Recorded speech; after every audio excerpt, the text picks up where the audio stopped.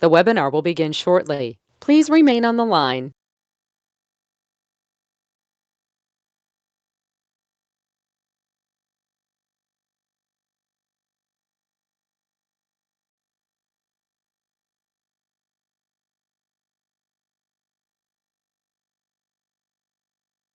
The broadcast is now starting. All attendees are in listen-only mode.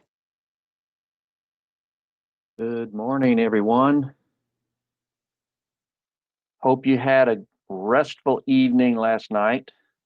Got just a few more minutes here before we get started, and I'm kind of monitoring how many folks we got on before we get started. Last day. I know probably a lot of you are be grateful that this will be completed and you can kind of start working towards that goal of getting your respiratory care credential. Just a couple of things that I want to remind you of as people are logging on. I did send you a little short chat message this morning. Tom is not available to be with me, so I'm kind of running solo here. So I'm going to try to monitor questions and so forth simultaneously as I'm working through the presentation and that type of thing. So if I'm a little bit slower than he is to respond to your question, please be patient. When I get to a point that I can respond to your questions, I will. Just as a reminder, the message that I sent you had to do with attendance, and if you want to receive credit for attending each of the seminars, you have to log in with your credentials, so that that's the only way we have to know whether or not you were there or not. And so I realize things come up and sometimes you have to leave early, or you have to, there may be a emergency or something like that that you have to deal with, and that's perfectly fine. I mean, we understand that, but so basically what we do is review the attendance records for the webinar, and then we will determine from that, who has completed the seminar, and those will be the folks that actually get the certificate of completion. The rest of the group and everything, if you're not able to be there, you get, and if you need to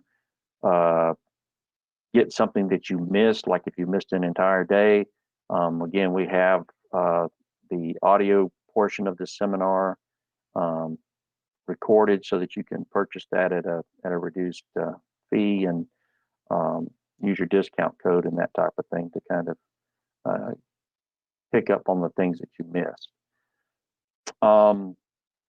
So the other thing that I wanted to do at this point, since it's right at 11 o'clock, I wanted to just briefly review the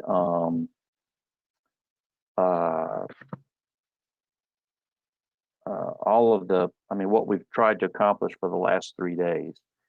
So the last 3 days, what we have focused on is highlighting our study guide, making sure that we've identified what's the important information that I need to know, and to be successful on the exam. And then we've also given you a process to prepare for the TMC exam, which includes using your workbook as an assessment tool to determine your knowledge. And I can't emphasize the use of that workbook enough, because like I said, if you can articulate a correct answer on a blank piece of paper without looking at any other possible answers, then you'll know whether you know it or not, because you can't guess on a blank sheet of paper. If you don't know, then you just don't know. So it's very obvious as you work through that workbook how whether or not you know the information about that particular question. And that's what you need to know, is the what information do I know and what information do I don't know, and so that you can go back and study the information that you are not as good at. We've also started the clinical simulation yesterday, started the ClinSim process. Remember that the clinical simulation process builds on the TMC information. So most of you probably noticed yesterday as we were looking at blood gases, looking at lab values and things like that, that was all stuff that we had gone over as a part of our preparation for the TMC. So you can't forget all the stuff that you did on the TMC and expect to be successful on the clinical simulation exam. They are two separate exams, but they build on the knowledge of the other on each other. So keep that in mind as you go through this process. The other thing that I want to remind everybody is, remember, these simulations that we're working on for the remainder of today, these are practice. So if you do not do very well on them, don't beat yourself up. We tend to make them a little more challenging because we want to give you some things to think about as you work through this process and preparing for the clinical simulations. So we don't apologize for making them a little bit tough because, like I said, we want you to get the benefit of learning from them. All right. So there's nothing that's going to be graded on this. So, you just do the best that you can. Try to use the strategies and the methodology that we encourage you to use in taking the simulation. As we talked about yesterday, we gave you some very good information on what to use as far as the process, as far as information gathering and so forth. But what I'm going to do now, looks like we got a pretty good cohort here, and I don't want to penalize those people who showed up on time. So I'm going to go ahead and remove the video, and we're going to start the presentation, which should not take very long here. All right. Okay. So basically, what I want to do this morning is I want to kind of go through just a quick down and dirty review of how to use the latent image pen and the process of filling out the simulation, just to remind you so that there's no confusion about that. Remember that as you highlight a particular response, make sure that you highlight everything in between these two lines here, all right? And highlight everything until you see that double asterisk. If you see that double asterisk, then you know that you've uncovered everything that's in that block of or that response, okay? A lot of times people will start up here and then just go across at one time and they don't see anything, and the text may actually be down here below. So make sure if you don't see anything when you make your first stroke across the page, drop down and color the next area down below that to see if you get a response. The other thing is, remember, whenever you're on a information gathering section, you want to make sure that you work your way all the way down, starting from the top to bottom. And when you get to the bottom of the page, pay close attention to this message down here, if there is one, that says that this section is continued on the next page. All right. Don't think that this is all that they're offering you. Remember, the whole process, you have to go from the top of the page all the way down to the bottom of the page. All right. And so here again, when you get on the second part of the page, there may be additional ones. And then don't forget, some people will say, okay, I've picked all the stuff I want. What do I do now? Well, again, read to the bottom of the page, and it says when you've completed everything that you wanted in this section, then you're going to develop the response here in the D28. Okay, and that'll tell you which section you're supposed to go to next. Again, to caution you, remember, you're not going to go through the book, your practice problem, section A, B, C, D, chronologically. You're not going to do that. You're going to go to specific sections that the simulation will direct you to go to based upon what you revealed in these boxes here or in these boxes up here. Okay? Just a reminder as far as scoring, Remember, for scoring, what you're going to want to do is go back to each section. And what I typically do is either highlight each response that I chose in that section, okay, and go through and do it for each of the sections. And then once I'm completed that, then what I'm going to do is I'm going to go to the next page. I'm going to follow my instructions. And again, it shows you how to score your information gathering. Just read each step and follow the steps, and that will show you how to grade your SIM. Okay. And again, we have the passing information, everything down here at the bottom. Now, I would encourage you today, because yesterday what we did is we gave you a very, very good tool to help you to know how to go through the sequence of choosing information gathering. Remember, the first thing you're going to be looking for are the visuals. All right. And once you start picking the visuals, you keep picking the visuals until they're all picked. And after they're all picked, then you're going to ask yourself the question, is this an emergency? If it's an emergency, you're going to stop picking from the list in information gathering and go to the next section to take care of the patient or manage the patient. All right.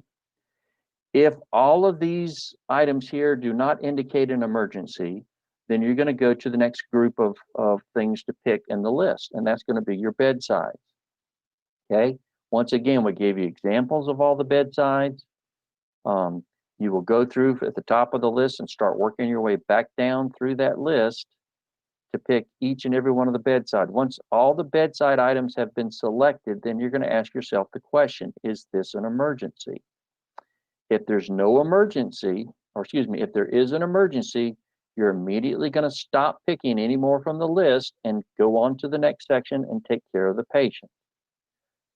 If there is no emergency, then you're going to come down here to the next grouping, which are the basic labs. And remember, when you choose these basic labs, these are all the ones that you could potentially choose. They don't always give you all of them, but if they do give you all of them, pick all of them. Just remember, if you pick one of these, you should pick every single one that's in the list. All right. Once the labs are revealed and you evaluate the labs, once again, you're going to ask yourself the question, is there an emergency? If there is an emergency, you're going to stop picking from the list and go directly to management. All right. If there is no emergency, then you're going to go and do the special test. And the special test here are listed right here for you. And remember that those are invasive, expensive, and time consuming. That's how they're categorized. Once you've got your special test, the special test should relate directly to what you think the problem is with the patient. So once again, do not get a sweat chloride test here if you don't suspect cystic fibrosis. All right. So you got to know when you would use this and how it would help you to understand better or to confirm a diagnosis. Okay. So that's kind of a down and dirty review of this information gathering algorithm. And again, if you made a copy of this, or put it on your phone or printed a copy of it, that's perfectly fine to use today to kind of get practice in going through it and using it. Later on today, I'll be giving you a more complete list of all of these things that could potentially be, but we just kind of have given you a sampling of these to kind of get you started so you kind of know what we're talking about and how to pick them. I'm suspecting if you use this process, you're going to find that your information gathering score is going to go up very high because this really works. And again, it doesn't mean that you're going to get 100% of the right answers if you use this process. It means you're probably going to get somewhere between 90 to 95% of those questions correct, right? Or those items correct. So you're going to get 90 to 95% of the points in information gathering, and that's a good thing. Okay. All right, let's see here. So we're going to go in your practice book to page 15. Problem 2, I'm going to give you 20 minutes to work on this. All right, so let's see. It's about quarter after. Well, I've got about 12 hours, almost 13 after. So we'll just call it 15 after 11. So I'm going to give you till 11:35 a.m., 35 minutes past the hour to work on this simulation, and I'm going to be, monitoring the question screen here. So if you run into a problem or something or have a question, just feel free to put that up there for me, and I'll be glad to address the questions for you. Okay, so I will be here listening and monitoring the questions. I'm probably going to mute my microphone, but that way, if I won't disturb you banging around on something if I hit something or whatever. Okay, so good luck, have fun.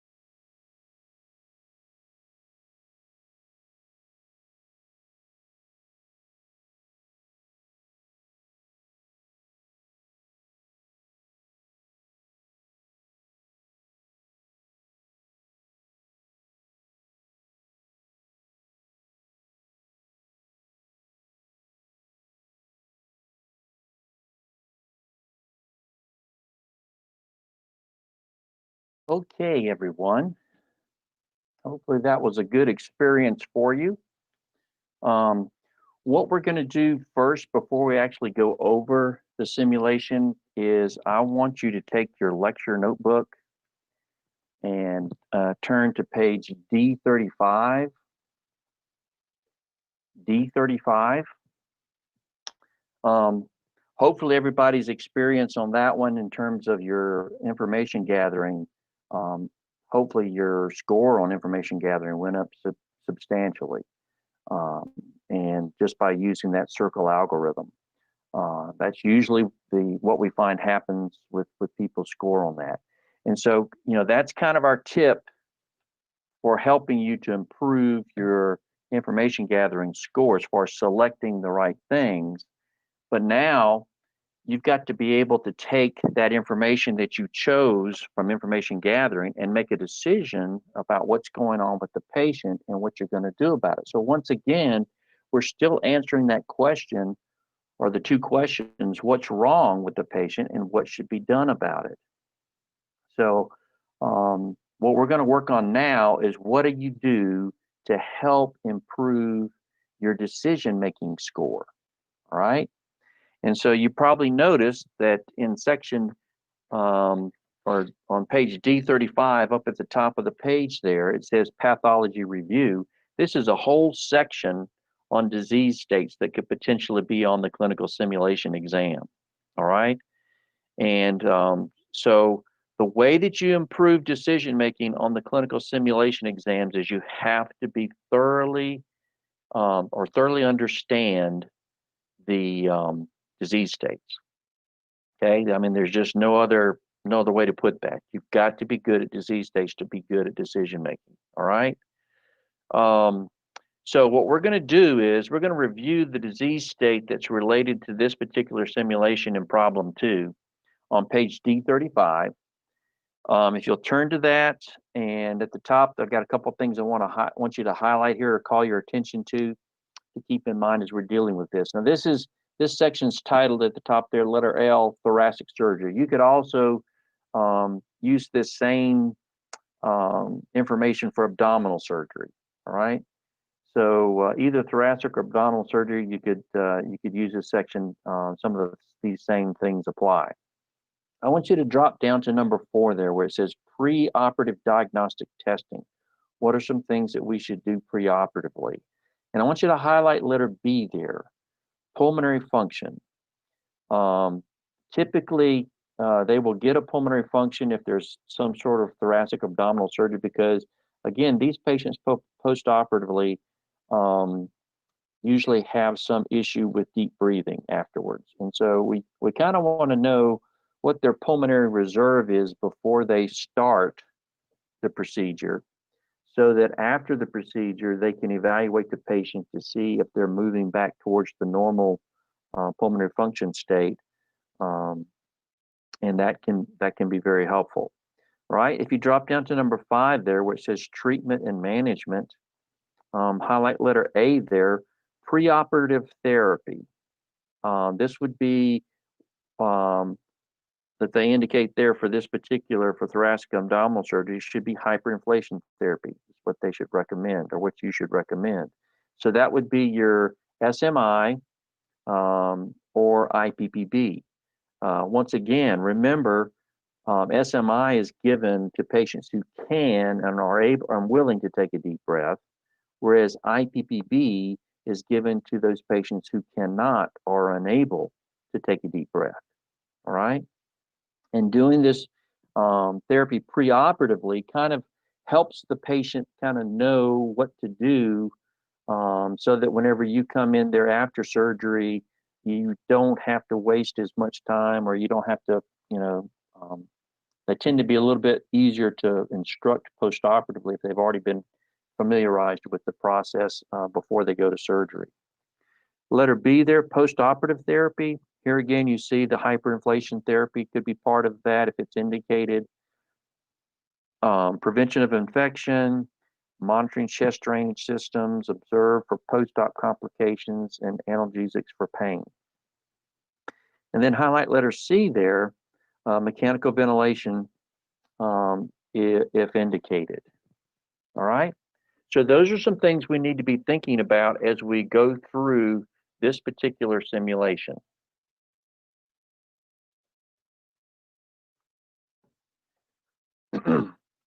All right. So with that being said, let's talk about, get this out of here. Let's go through and look at problem 2 and work our way through that one and show you how we would suggest that you approach this particular type of patient scenario. All right, so I'm back in the practice book, practice problem book, page 15. And so you are the respiratory therapist covering the general floor of a 250-bed hospital. Your assignment includes preoperative assessment of patients scheduled for surgery. When you report to the pre-op testing area, you're asked to meet with a 75-year-old man who's scheduled for an aortic valve replacement. And it says, now go to section A. So we go to section A. And it says, after greeting the patient in exam room 2, you will introduce yourself and explain the purpose of your session. Which of the following would you include in your assessment at this time? And it says, select as many as you consider to be indicated in this section. All right.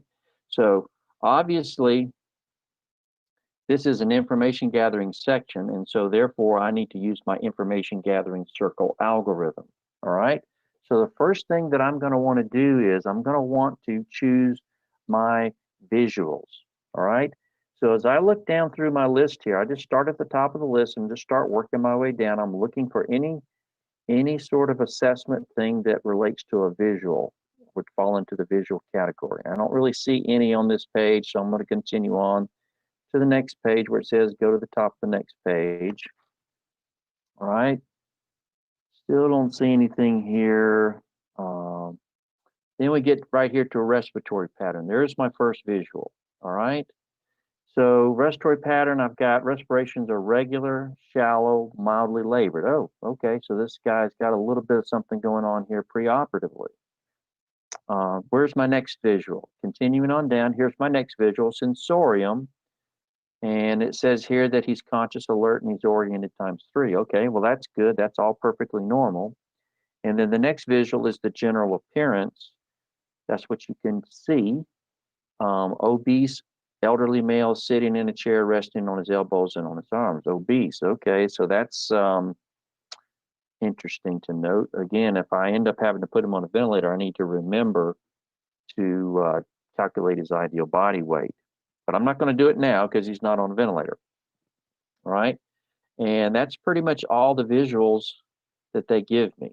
So after I've gone through and checked all the visuals and assessed the information, I ask myself the question, based on what's been revealed to me so far, do I have an emergency? And the answer to that would be no, I do not have an emergency. So I'm going to continue picking from the list. I'm going to go back up to the top. And what's going to be my next category of things that I'm going to be picking? Bedside. That's right. Okay. So I'll start looking down through my list here, looking for my bedsides. Okay. Don't really see any bedsides on the first page. Turn over to the next page, continue along. Here's my first one. Diagnostic chest percussion. And it says flatness in the bases bilaterally. What does that mean? That means I've lost air in the bases, so that's abnormal. Resonant in the middle and upper lobe. So resonant means that's a normal percussion note. And so the middle and the upper lung fields are normal. It's just I've got a problem. Something's going on here in the bases. All right. So I've interpreted that. I look at the next thing here, my past medical history. This is a bedside because this would be something I could look at in the chart. Diabetes controlled with diet. So I may want to get a blood sugar or something like that before he goes to surgery. Arthritis in both knees, no prior hospitalizations. The rest of that really doesn't help me that much as far as preoperative for this guy's situation. Vital signs would be a bedside. So the temperature is about 98.8, so that's pretty good. Pulse 92, that's good. Respirations are up a little bit, 28, and blood pressure's up a little bit. All right. Next bedside is my chest auscultation there. No adventitious sounds noted, but diminished aeration in the bases, so that's not normal. Again, that kind of ties in with this percussion note up here, flatness in the bases. So something's going on in his lower lobes. All right. Let's see. So I don't see any other bedsides on that page. So that's all my bedsides. So based upon everything I know about the patient right now from my visuals and my bedside assessment, is there an emergency going on with this patient at this time? No, there's not. Okay, so that means I have time to pick my 5 basic labs. All right, so I go back up to the top of my list. All right, the chest x-ray is one of my 5 basic labs. So I'm going to pick that, and it says poor inspiratory effort, crowded pulmonary vessels in the lower lobes, bilateral radiolucency in the middle and upper lung fields. And this would be a classic description of atelectasis. All right. So basically, you've got crowded pulmonary vessels in the lower lobes. That's associated with loss of lung volume. And then radiolucency, that's normal in middle and upper lung field. So the only problem is in the lower lobes, and it appears to be atelectasis based upon the chest x-ray. All right. Next basic lab here is my blood gas. Again, when I look at my blood gas, I always look at my CO2 first, and it looks like he's ventilating fine. I look at my PaO2 next, he's on room air, so that looks good. And then I look at my pH, and that looks good. Okay, so blood gas, no problem there. All right, where's my next lab? Next basic lab there is the CBC. And here again, this should be around 5. That looks pretty good. This should be around 15. That's pretty good. And this should be around 45. So that's pretty good. And this should be less than 10 or 10,000, I should say. Okay, so all that looks good.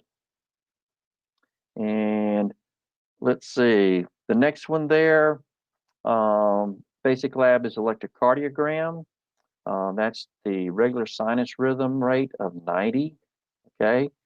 So remember, I'm only picking the 5 basic labs. I'm not picking any other labs at this point in time. All right. Down at the bottom, the next basic lab there is the serum electrolytes. Looks like, yeah, 145 is okay. 95 for chloride is good, and 4.3, that's good. All right. Turning over to the next page, see if there's any labs over there. Nope, nothing else over there. Okay. So got my 5 basic labs, and I go back up here and I ask myself the question, do I have an emergency at this point? And the answer is no. So is there anything else that I may want to do as far as a special test for this guy preoperatively before we send him to surgery? Well, let's look down through here and see. There was one in here that I saw, the serum glucose. That would be a good one because he is diabetic. So knowing what that is before surgery is a good thing. That's 99, that's good. The other thing that I'd want to know, because he's got something going on in his lung, would be a pulmonary function. But do they offer me a pulmonary function? No, they don't. Okay. So here again, the CT scan of the chest is a specialty test, but based upon this guy's situation, that's not something that would be indicated for him. All right. Same thing with the EEG. It's a specialty test, but I'm not going to get that because he doesn't have a brain or a neurologic issue to deal with. He's got a pulmonary issue, and that's why the pulmonary function test would give me a better idea of what may be going on in the lower lobes there. I mean, I already know that what's going on in the lower lobes because of the x-ray, right? Atelectasis. Okay, so let's think about this before we go to the next section. What is it that we know about this guy before we go? We know he's got atelectasis. That's because of the flatness in the bases. His upper and middle lobes are clear. He's got some shallow respirations. He is obese. And so one more thing as part of the pre-op assessment that I would want to get for this guy would be the pulmonary function. All right. And so we pick all the things we want to pick there. We go to section C. And it says, based on your initial assessment, which of the following diagnostic tests would you recommend to the physician? Well, there's the pulmonary function that I'm looking for. I'm missing that piece, okay? All the rest of the stuff is really not going to be that helpful preoperatively for this particular patient, all right, because it's not indicated. But the pulmonary function test, out of all these things we've got down here, is definitely indicated, okay? So the physician asks you to suggest some specific parameters to measure. So they want you to go to section F.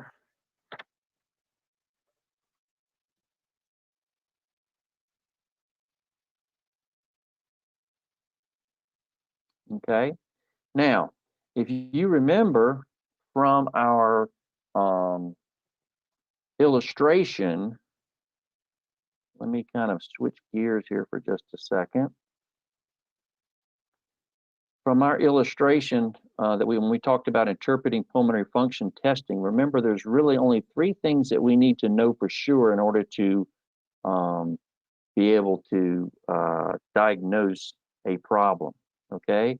And that is the percent predicted for the slow vital capacity, the percent predicted for the FEV1, and then the ratio, the FEV1 to FVC ratio, okay? So what we're going to do is we're going to look at those things first, all right? So let's look at the FVC, look at it at first, or the vital capacity, and we see here that the vital capacity is showing 48%. Okay, so that's pretty low. That would be indicative of a moderate restriction. All right. The next thing that we would want to look at would be the FEV1, and that's at 50%, and that's saying that we've got a possible obstructive defect, moderate obstructive defect. And then the last thing we want to look at would be the ratio. And the ratio says 82%. So the ratio says, hey, there is no obstruction. This is normal. And so we can discount this up here as the FEV1. We don't go by it. We go by the FEV1 to FVC ratio. That trumps the FEV1 in terms of whether there's an obstructive defect or not. In other words, we rely on this one we rely on the FEV1 to FVC ratio to tell us if we have an obstruction or not. That is the most reliable. All right. So at this point in time, the interpretation on the pulmonary function is a moderate restrictive defect. And here again, once again, if you look at, we kind of plugged those things in here. That's basically the 3 things that we're looking at so far. All right. Now, knowing that information, again, they're asking me here, which of the following would we recommend to be measured? That's the minimum of what we need to be measured. But again, this is simple spirometry. Remember, this is just a bedside spirometer there in the pre-op assessment area. And so basically what we want to do is look down through the rest of this list to see if there are other tests that will be given to us in this report just by simply doing a bedside spirometry. All right. And so we start off with the first one here. We look at it and say, okay, with bedside spirometry, could I get an expiratory reserve volume? Well, I absolutely could. Okay, so I'm going to pick that one. Now, I don't worry about what the percent predicted is in terms of diagnosing. I've already diagnosed what the guy's problem is, all right? All I'm doing now is going and getting some bonus points here because these are things that whenever I do bedside spirometry, these are values that will be reported out on the test, okay? Would I get a tidal volume? Absolutely, I'd get a tidal volume on a spirometry, okay? We've already picked the FEV1. We've already done the slow vital capacity. Could I get a flow volume loop on a bedside? Absolutely. And I notice that they say, it's not available, all right? But that's still something that you would want to do or could get on a bedside. So just because it says not available doesn't mean it's wrong. All right. Let's see here. The Inspiratory capacity, that's part of spirometry, so I would pick that one. I've already picked the FEV1 to FVC ratio. And then I would pick the peak expiratory flow rate, because that's also something you would get on spirometry. All right. Because if you do a forced vital capacity, which you had to do to get an FEV1 FVC ratio, then you definitely can get a peak flow from that. Will be reported out. And it's like, you do the same maneuver, but you get multiple things from the maneuver that you're performing with the bedside pulmonary function test. Okay. So those are pretty much all the ones that I would pick, because they indicate or can be measured with just basic bedside spirometry. They tell us to go to section E. And again, remember what our diagnosis is. It's moderate restrictive, and that would be consistent with the atelectasis that we've got, right? As well as the obesity. So now we're going to go back up to section E.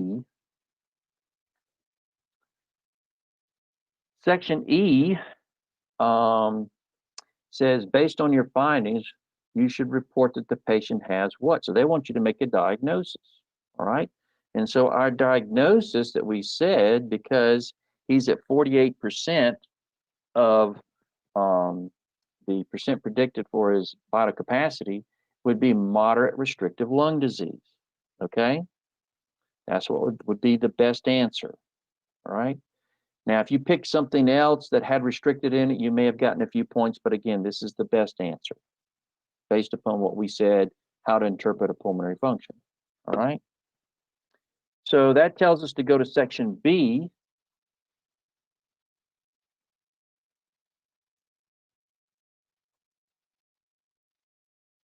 And now they say, okay, the attending physician would like for you to recommend what therapy the patient should receive prior to surgery. And again, if he's got a restrictive defect, that means he can't take a very good deep breath. If he can't take a very good deep breath, and I'm thinking about hyperinflation therapy, the best therapy for this guy is going to be IPPB. However, if you picked SMI, they gave you some points for that, but the best answer is IPPB, because this guy has a moderate restrictive defect, which means that he can't take a deep breath. All right, so that's why IPPB would be a better answer. All right, tells us to go to section D. Go to section D here. And section D, it says at 10:30 the following day, the patient arrives at the PACU. He's intubated and breathing room air via T-piece. His spontaneous tidal volume is 200. Whoa, that's pretty low. His respiratory rate is 35. That's pretty high. His MIP is less than 12. That's bad because it's less than John's favorite number, 20. This guy's not doing so good as far as ventilatory wise. He is 5'8" tall and weighs 90 kilograms. Well, now remember, we know he's overweight, so we're probably, if we're going to have to do anything with calculating a tidal volume, we're going to have to do ideal body weight. The anesthesiologist has written orders for mechanical ventilations and wants initial ventilator settings. Okay, so in order to do that, I got to go back over here and pick my ventilator settings here. Get past this. All right, so here's the vent settings that I should be selecting for this guy. So his ideal body weight is 66 kilograms. Remember, that's going to be the 8 inches over 5 feet times 2. We're going to double it, so that's 16. Okay, and then we're going to take 16 and add to 50. That's where that 66 comes from. All right. So we're going to take this 66 now, we're going to multiply it times 10. That's going to give us 660 milliliters for our upper tidal volume. Then we're going to cut that in half, divide it by 2. That's going to give us 330. That's going to give us our lower end tidal volume. All right. So that's our tidal volume range for this guy. Here's the PIP. Okay. Less than 35. Right? And the frequency should be 10 to 20. Remember, this is all based upon our box that we talked about in phase 1, right? Yesterday. The FiO2, since he's on room air, is going to be 40 to 60%. And then the PEEP is going to be 2 to 6. All right. So hopefully you wrote those down on your page at the bottom there. And so as we go back over to our sim, okay, let's start at the top and let's just start looking and see which of these settings would be acceptable. All right, so could I do a tidal volume of 400 for this guy? Yeah, it's between the 330 and 660. Could I do a rate of 16 for this guy? Yeah, I can do that. Could I do an FiO2 of 70% for this guy? No, couldn't do that. That's too high. It's over 60. All right, let's go to the next one. Could I do a pressure of 20? Yeah, that's less than 35, so I could do that. Could I do a frequency of 8? No, couldn't do that because that is less than 10. Okay. Could I do a tidal volume of 450? Yeah, that's between 330 and 660. Could I do a rate of 15? Yeah, that's between 10 and 20. And could I do an FiO2 of 45%? Yeah, that's between 40 to 60%. Could I do a PEEP of 5? Yes, absolutely. That's between 2 and 6 for my settings, okay? So I would pick that one, and it says make another selection. Now, most of you, if you did that, you probably said, boy, them people at Kettering lied to me. No, we didn't lie to you. Remember what we said. They're not going to tell you if you got it right or wrong on the test. So when they say make another selection, what you got to say is, all right, there's another way to do this thing. I'm going to get more points. Perfect. So let's just keep right working on down from the top of the list. Could I do 850? No, that's too high a tidal. That's greater than 660 mils. All right. Could I do a pressure of 40? No, could not do a pressure of 40 because that's over 35. Could I do a pressure of 30 here in number 6? Yeah, I could do that. Could I do a rate of 14? Yeah, I could do 14. That's between 10 and 20. Could I do 55%? Absolutely. That's between 40 and 60%. Could I do a PEEP of 5? Absolutely. That's between 2 and 6. So I pick that one. Then it says end of problem. Okay. So that's how you would progress through that particular type of simulation. Tom, do we got any questions at this point? Nope, not at this point. Wow, no question. Tom, you must have done good here, I'm telling you. I'm typing until my fingers bleed. All right, so what we want to do now is if you need to take a little short break, you can do that. That's fine. I'm going to give you 20 minutes to work on the next problem, which starts on page 27 in your practice book. Problem number 3. All right. And let's see. We will come back. Let's see, what time is it now? So it's just a little after. I'm gonna say we'll come back at 12:30. All right, I'll change this time on the screen here. We'll come back, we'll reconvene at 12:30 to go over problem 3. And then after problem 3, we'll let you guys take a lunch break for 30 minutes. Okay? So let me fix this.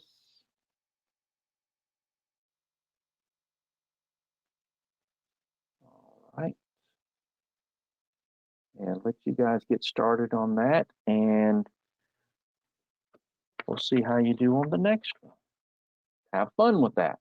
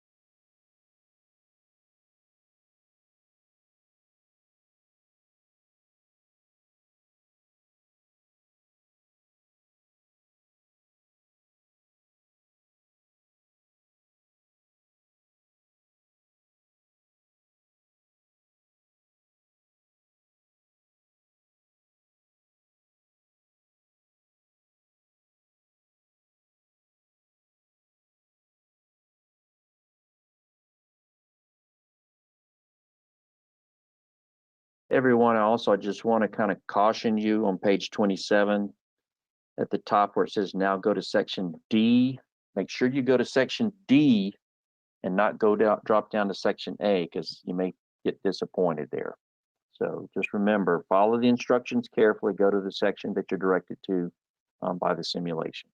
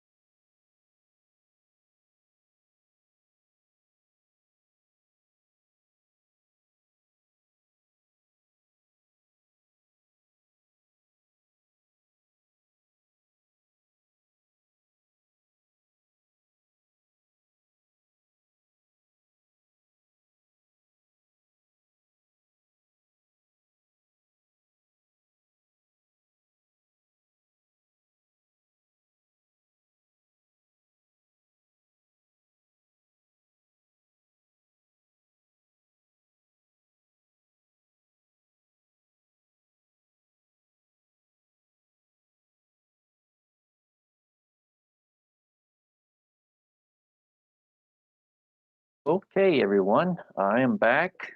I hope you enjoyed working on that one. Once again, if you remember from problem 2, we did a pathology review to help us get some background to understand how to make better decisions as far as treatment and interpretation of patient assessment information. So we're going to do the same thing again here for this particular problem. And so we'll need to turn to page D21 and 22. That's where we're going to be in the pathology review. And let's look over some information regarding adult neurologic and neuromuscular conditions. All right, page D21 in your lecture note. All right, so a couple things we want to highlight here as we go through this. Under letter A there, myasthenia gravis, first off, let's remember what the definition of myasthenia gravis is. This is a chronic disorder, all right, that interferes with the neuromuscular junction and the chemical transmission of acetylcholine. And this, of course, results in descending paralysis. And we can use that little mnemonic there, mind to ground, to remind us that with MG or myasthenia gravis, the paralysis moves from mind to ground. Okay? Number 2, next thing to remember under patient assessment is letter A. The past medical history can give us some valuable information about diagnosing this. And we typically see a gradual onset of weakness, may have some previous admissions with for myasthenia gravis. Highlight letter B, their general appearance may show general weakness that improves with rest. Drooping eyelids, which is also called ptosis, so make sure if you're not familiar with that term ptosis that you know that that means drooping eyelid. And then double vision, and another name for that is diplopia. So make sure you're familiar with that term. And difficulty in swallowing, dysphagia, or dysphagia, as some people say. All right. Letter C, the respiratory pattern will be shallow. Highlight letter D, breath sounds diminish with crackles. And then under number 3, there, diagnostic testing, highlight letter A for special test. Highlight number 1, edrophonium test. You probably have heard of this as the Tensilon challenge test. Here again, typically on the MBRC exam, they will use the term edrophonium since that's the generic term for the drug. And that's the one that people are probably less familiar with as opposed to Tensilon. So just remember, edrophonium and Tensilon mean the same thing. Drop on down to letter B there, the spontaneous ventilatory parameters. If you have a decreasing tidal volume, body capacity, or MIP, that of course could indicate that the patient is getting worse. And what I would suggest you do on the left-hand side there next to B, let me give you the minimum requirements just to remind you what those tidal volumes, body capacity, and MIP should be. So you may want to write these to the left-hand side of letter B. So the minimum tidal volume, spontaneous tidal volume, should be greater than 5 mils per kg. Tidal volume greater than 5 mils per kg. The vital capacity should be greater than 10 mils per kg. And the MIP should be greater than, of course, minus 20. So if they have these values, greater than 5 mils for tidal volume, greater than 10 mils for vital capacity, greater than 20 centimeters for MIP, then that means they do not need a ventilator. This is one of the few disease states that oftentimes you may not be given a blood gas to decide whether you need to put them on a ventilator. And so that's why I told you yesterday you absolutely have to know these spontaneous values, just like you know your blood gases if you want to be successful on this test, right? John? They don't make, yes. Yeah, I got 2 people requesting. Can you please repeat them? I don't know if it's drugs. Absolutely. Thank Absolutely. you. All right. So here we go. There's the three things we're looking at there are tidal volume, vital capacity, and MIP. And the range for tidal volume should be greater than 5 mils per kilogram. Greater than 5 mils per kilogram. Vital capacity should be greater than 10 mils per kilogram. And MIP should be greater than 20 centimeters of water. All right.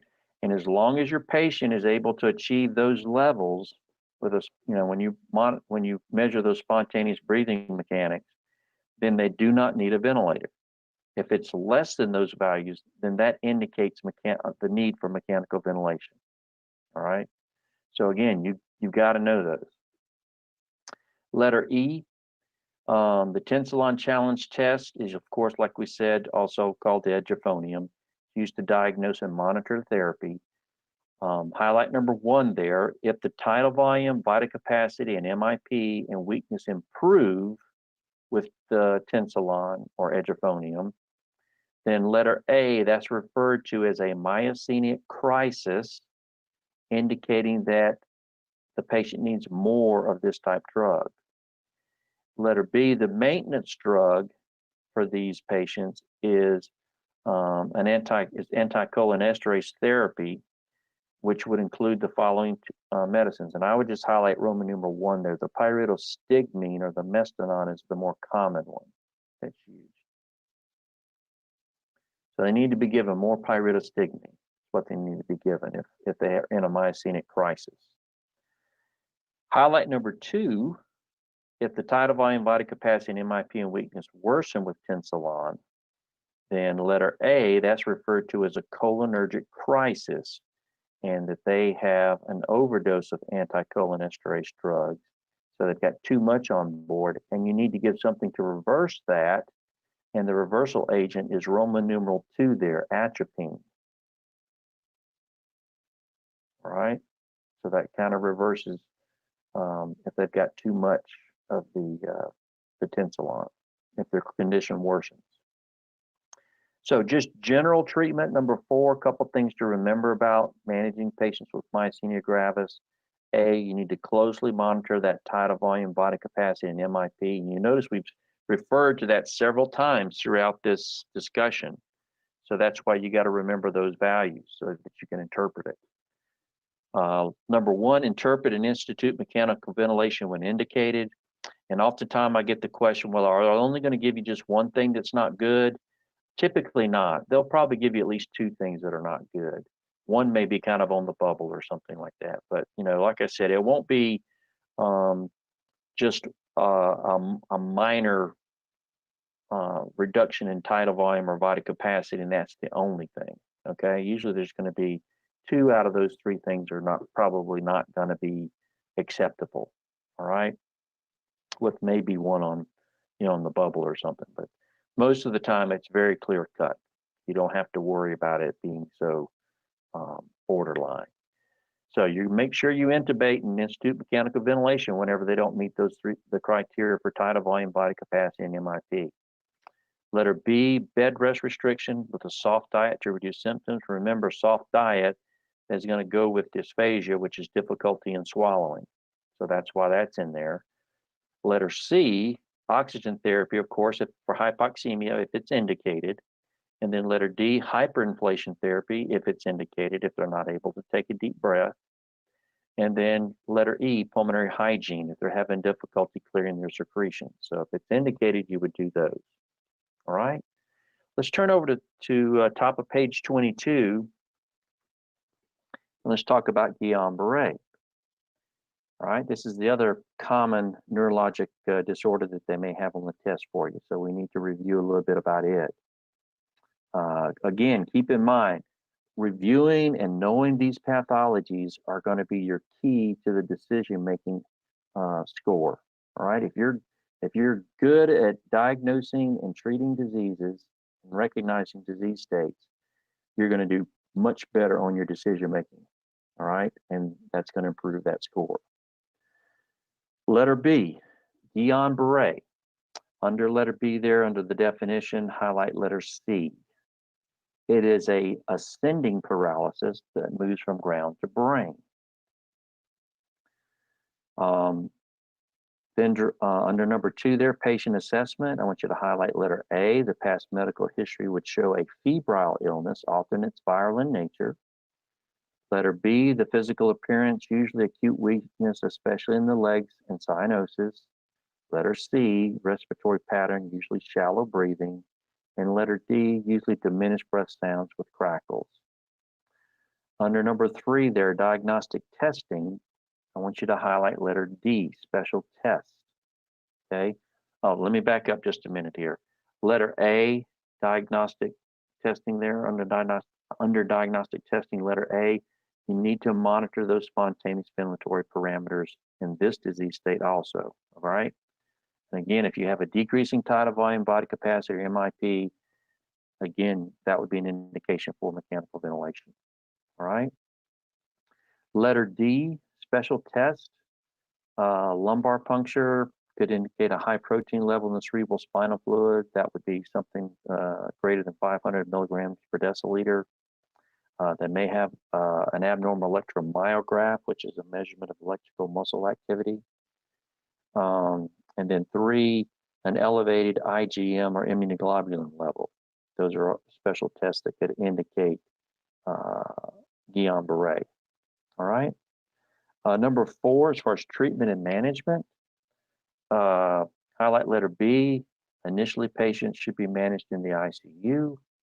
Letter C, you will again closely monitor that tidal volume, body capacity, and MIP, and it's the same range for everyone, right? Okay, so everybody's got to have at least a 5 mil per kilogram tidal volume, at least a 10 mil per kilogram for body capacity, and at least minus 20 for a MIP to stay off the ventilator. All right, if it's less than any of those, they got to go on the ventilator. Letter D, oxygen therapy for hypoxemia. If that's indicated, you may potentially do letter E, hyperinflation therapy on these patients if it's indicated. Letter F, pulmonary hygiene if indicated. And letter G, if mechanical ventilation for impending or acute failure. Impending just means they're kind of trending, going down on their values, and there's no point in waiting until they crash to put them on the ventilator. Highlight letter H, plasmapheresis and intravenous immunoglobulin therapy can be effective for treating Guillain-Barré. All right, so that's the background for these diseases. Let's shift gears and look at our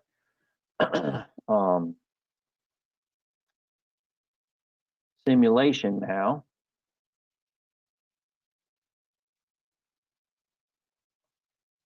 Okay. We'll start off on page 27 in your practice problem book. You are a respiratory therapist working at a 300-bed community hospital. As a part of your day shift assignment, you are asked to report to the emergency department to assist in the care of a 34-year-old woman. The patient presents with a 2-day history of generalized weakness and shortness of breath and blurred vision. Ooh, blurred vision. That's already thinking what? I'm thinking myasthenia gravis. That's right. She's 5'4" and weighs 125 pounds, so she's obviously not overweight. That's a good thing. And it says now go to section D. So we're not going automatically down to section A on the first page. We've got to go to section D. So let's go on over to section D.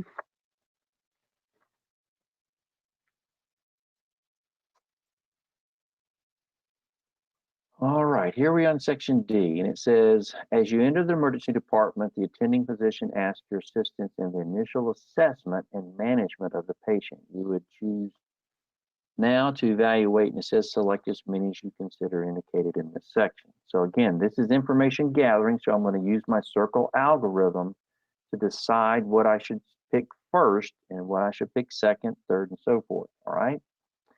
So the first thing we want to look for here are our visuals, all right? So as I scroll down through the list here, my first visual pops up here at number 6, the general appearance.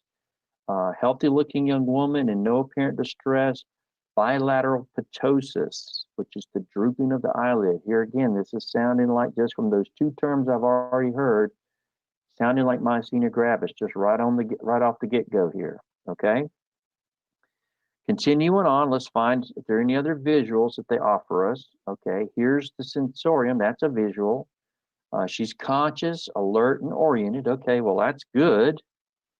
And let's drop on down to the bottom of the page there, see if there's any others. There's not, and it tells us to continue on over to the next page.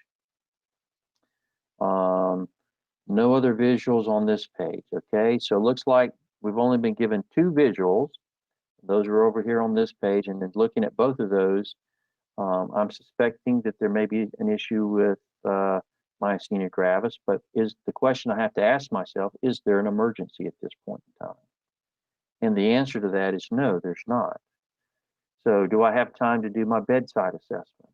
Absolutely. So let's start back at the top of the list and let's work our way down to find and identify all of our bedside items. Right? Pulse oximetry, that's definitely a bedside item. It's 97 on room air, so that's pretty good. My vital signs, 3, that's a bedside. Pulse is 85, that's good. Respiration is 18, good. Good blood pressure, no fever. Okay, so that's good. Right? Let's continue on down, see if we can find any other bedside things. All right, here's our breath sounds down here at the bottom on number 11. Bilateral vesicular breath sounds. That's terrible, right? No, vesicular means normal. They're clear. Okay, so that's good. So she's got good breath sounds. And then down at the bottom here is another bedside history of present illness. This is something that could be found in the chart. And so we read that and it says flu-like symptoms until 7 days ago. Okay. Blurred vision and dysphagia for the past 2 days. Felt weak while at work. So again, blurred vision, dysphagia, that's associated with myasthenia gravis. Felt weak while at work. Weakness seems to improve with rest. And again, that ties directly into our physical assessment for myasthenia gravis. Let's see here. Let's see if we got anything on the next page here as far as the bedside. Oh yeah, past medical history.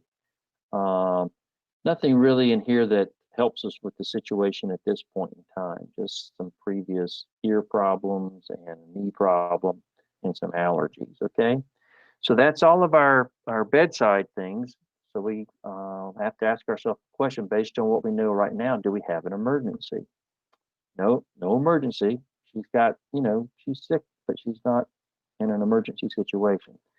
So do I have time for my 5 basic labs? Well, yes, I do. So let's go back up and start looking at my labs. So my first lab here is the CBC, the complete blood count, and I pick it and it says ordered. Now here again, you've got to resist the temptation when they don't give you information to think that you got it wrong. All right, because we told you to pick it, so you just pick it.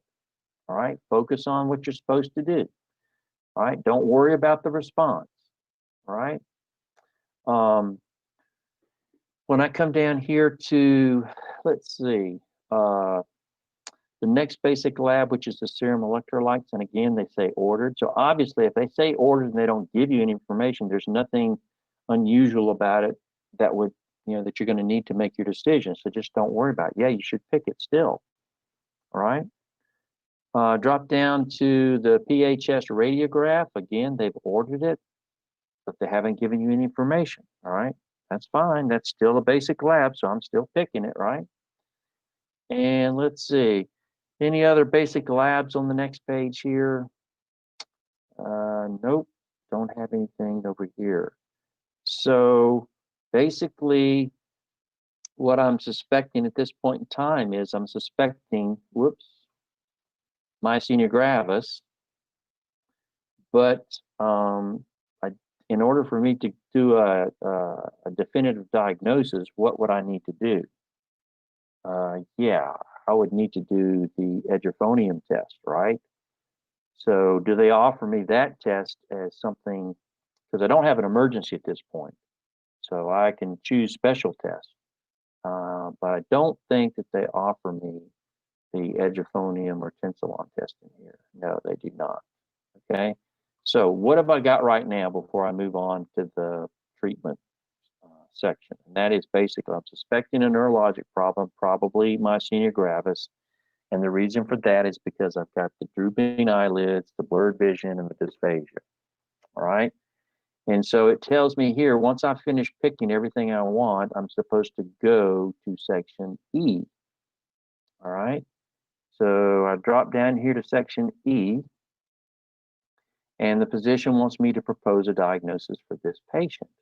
Well, again, based on everything I know at this point, I'm suspecting myasthenia gravis is the most likely cause for this. All the rest of this stuff does not fit into the thing as nicely and neatly as her signs and symptoms. So that would be the one that I would pick and go to section C.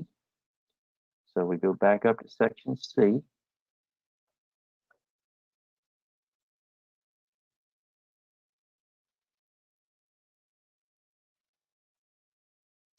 Okay. And it says the physician would like you to confirm the diagnosis. Which of the following procedures would you recommend? Well, we've already decided what we really need, and that was an edgephonium test. And so they offer us that right here. And so that's the one that I'm going to pick. All right. Because all the rest of the stuff is not specific to myasthenia gravis. This is the only one that is specific to myasthenia gravis. So I picked that one. And it says test results identify a myasthenic crisis, which means that what? She's not getting enough of the medicine, so she's going to need more pyridostigmine, right? So it says go to section B. I go back up here to B. Oops, here we go. And in B, it says the physician requests your assistance in developing a care plan. So again, this is not information gathering. This is a care plan. This is decision making. What needs to be done to take care of the patient, all right? And sometimes that kind of throws people because they see this long list and they think that it's automatically information gathering, but it's not, okay? It's definitely decision making. So I'm just going to start at the top of the list and start seeing if answer yes or no if that's something that needs to be done to take care of this patient. And I'm going to base it upon what we said in our review of the disease state in our lecture notes, okay? So maximum inspiratory pressure, 15, that's not good. That's less than 20. Vital capacity would be a good one. That's only at 0.5. And for her vital capacity should, for her weight, should be at about 570. And of course, the NIF should be greater than 20. So 570. And basically I'm just calculating her tidal volume based upon, or vital capacity based upon the 10 mils per kilogram, okay? Let's see here. And pulse oximetry would be a good one. So neither one of these would be something that you'd want to do at this point. Not indicated. Pulse ox would be good. It's 91, so that's down. Thrombolytic, no, it's not indicated yet. Diamox is not indicated. Atropine's definitely not indicated. Spontaneous tidal volume, yeah, I want to get that, and it's at 220. But if you do her calculation for her 5 mils per kilogram, it should be right around 285. All right, so this is down a little bit. So all three of her spontaneous weaning mechanics are down so far. Recommend, let's see, the pyridostigmine. Oh yeah, definitely want to do that because she's showing that she's low. And then, of course, should we monitor her vital signs? Absolutely. Excuse me. A little bit of a fever right now. She's got a pulse of 140, so that's up, and respirations are 45. So she's kind of deteriorating some here. Blood pressure is going up. All right. And it says that the section continues on the top of the next page. Would not give an antibiotic at this point because I don't have a sense of there's an active bacterial infection.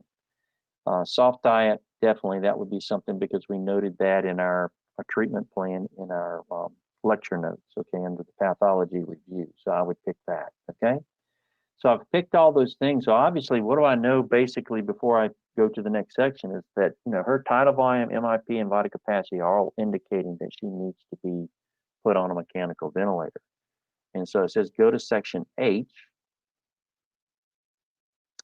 So we drop back down here to section H.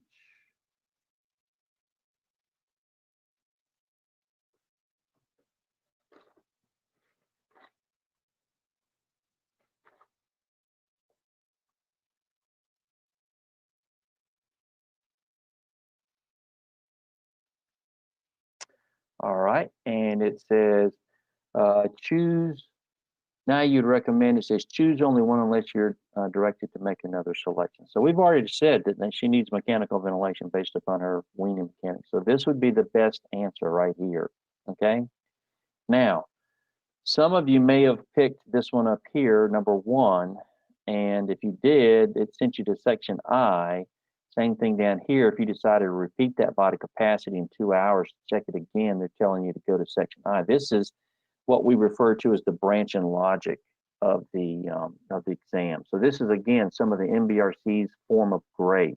And so let's just drop down at section I and see what happens if we chose one of those, all right? So you chose either to repeat or to continue to monitor the patient, but not to put them on a ventilator, all right? And then they tell you 10 minutes later, the patient's not able to speak, her respiratory rate has gotten worse, it's at 50, her spontaneous tidal volume is really low now, and she's not even able to do a vital capacity maneuver. So now they're asking, okay, what are you going to do now? So hopefully at that point you recognize that she needs mechanical ventilation. So what ended up happening is you would have lost points by picking these up here unless you picked H3. But if you came down here and said, yeah, she's gotten worse, she definitely needs a ventilator, and you picked I3, then you would have gotten some points back, okay? So that's just kind of the MBRC's form of grace, all right? But either way, we're supposed to go to section G, all right? So let's go back up here to section G. And section G says the physician asks you to recommend initial ventilator settings. Which of the following is the most appropriate? So let's go over here to our scratch paper, and let's start looking at our ventilator settings, okay? So the vent settings for this particular patient, remember, she is 5'4", so basically we could either use her actual weight or we could use, do an actual ideal body weight, okay? Her actual weight is 57, that's what I'm using in this case, but 58 is what her ideal weight is. So if you took 4 and doubled it, that would be 8. Add it to 50, that would be 58. So you can see, either way, you could come up with a number that's pretty close to that. Personally, I wouldn't have taken the time to done the ideal body weight. I would have just taken 57 since I know that she's not overweight based upon her height and size, okay? So what do? We need to take that upper, that body weight, multiply it times 10, the ideal weight. That's going to give you your upper tidal volume limit, and then you're going to cut it in half to get your lower tidal volume limit, all right? So whenever we do that, we take 57, multiply it times 10, that gives us 570. We cut that in half, that gives us 285. So that's our tidal volume range, okay? If they did offer us a pressure, we're going to ventilate at a pressure less than 35, right? Frequency would be 10 to 20, and the FiO2 would be 40 to 60 because they're on room air, and the PEEP level we would choose would be 2 to 6. But there's something else I want to show you here. By continuing to use that, calculating their tidal volume by using 10 times their ideal body weight, let me show you something else that happens here. When you do that, you're actually calculating the same information that you need for the vital capacity and the tidal volume. Because look at it, if you take the ideal body weight times 10, That's 570. So this here is actually her minimum vital capacity, all right? Just by calculating her mechanical tidal volume with the 5 to 10 range that I gave you. And then when you cut it in half, that's actually the tidal volume, the minimum tidal volume range for her spontaneously. So when you do calculate mechanical tidal volume like we tell you to, by doing that, you also are giving yourself the numbers of what should be your vital capacity, minimum vital capacity for that patient, and also what is the minimum tidal volume for that patient. All right, just by doing that range. Of course, MIP is always going to be minus 20, greater than John's favorite number there. Okay, so those are the values that we would be looking for in our example. So let's go back over to our list here of answers and see which ones we should pick. All right, so let's see. So let's look at the first one. Could I use this first one here? Again, it says choose only one unless you're directed to make another selection. So first thing I'm going to look at, again, I'm not looking at modes. I'm only looking at tidal volume. So the tidal volume says 450. Could I use 450? Yeah, that's between the range of 285 and 570. So yes, I could use that tidal volume. Could I use that rate? Yep, I could use that rate because that's between 10 and 20. Could I use that FiO2? Yeah, that's within the range of 40 to 60. And could I use this peak? Yes, I could. So I would pick that answer, and it says make another selection. And some of you, if that happened to you, you're saying, man, they lied to me at Ketting. No, we didn't lie to you. That just means there's more possible answers. And even if there's not, that just means you got the right answer right off the get-go. Okay? So do what we suggest and just start at the top of the list and work your way down. And when it tells you to move on, just move on. Don't worry about if there was another possible answer down there, okay? Because some people will go through this process of they'll say, okay, yeah, I like that one, I like that one, I like that one. Now you got three, and so which one should I pick? And you pick one, and it says, they don't like that one. No, you can't do that on this test. Okay, you've got to go and stick with what you calculated. All right. And if the answer that they offer you fits into those numbers, you pick it. All right. And then do what it tells you or go wherever it tells you to go after that. All right. How about this next one? Pressure of 35. Well, we can do 35. Could we do a rate of 25? No, that's too high. That's greater than 20. We can't do 25. All right. So we can't use this answer. Could I do a pressure of 25? Yeah, that's less than 35, so I can use it. Could I do a rate of 15? Yep, I could do that. Could I do a rate of 50%? I mean, FiO2 of 50%. Yeah, that would be okay. 50 is between 40 and 60%. Could I do a PEEP of 5? Yes, it's between 2 to 6. So I could pick this one. So I would pick it, and it says make another selection. This is what they're doing. They're trying to, again, asking you, are you sure you know what you're doing here? And you know what I do? Whenever they say make another selection, I did exactly what Kettering told me to do. I say, yes, I got another opportunity to get more points. I mean, that's the way I look at this. I don't look at it as, oh no, I did something wrong. I'm doing exactly what Kettering told me to do. And if I do that, I'm going to come out ahead. Okay. Whenever I get down to this next one here, could I use 850? No, that's too high a tidal volume. That's above the 570 upper limit. Okay, I'm not going to pick that one. Could I do 550? Yeah, I could do a 550 tidal volume. Could I do a respiratory rate of 8? No, I'm not going to use 8. That's too low, so I can't pick that one. Could I do this next one, a pressure of 26? Yes, I could.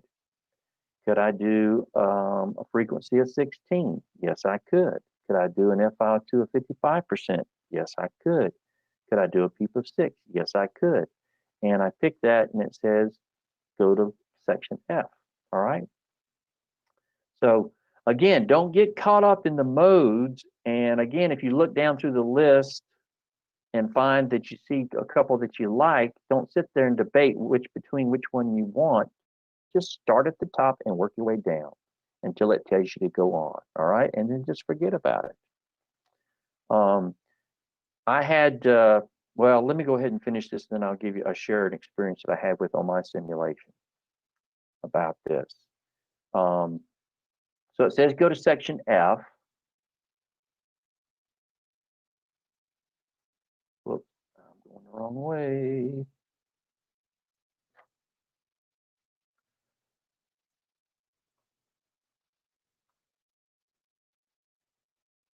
Go back over here to section F. And it says 4 days later. That's important. So there's been, a period of time since she's been put on the ventilator.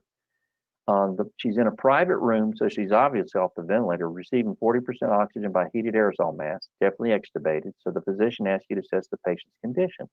What should you evaluate? Well, the first thing I want to evaluate, again, this is information gathering. I'm going to do my circle algorithm. So I'm looking for my visuals first. So I look down through here. Here's my first visual. Color. No is normal. No cyanosis present. That's good. Okay. Next visual is right here, my respiratory pattern. Regular respirations, no use of accessory muscles. Okay, that's good. All right. Any other visuals on this page? Yeah, I got one right down here. Level of consciousness, alert and oriented. Great. Okay, it says continue on the next page. So I go to the next page here. Any other visuals on here?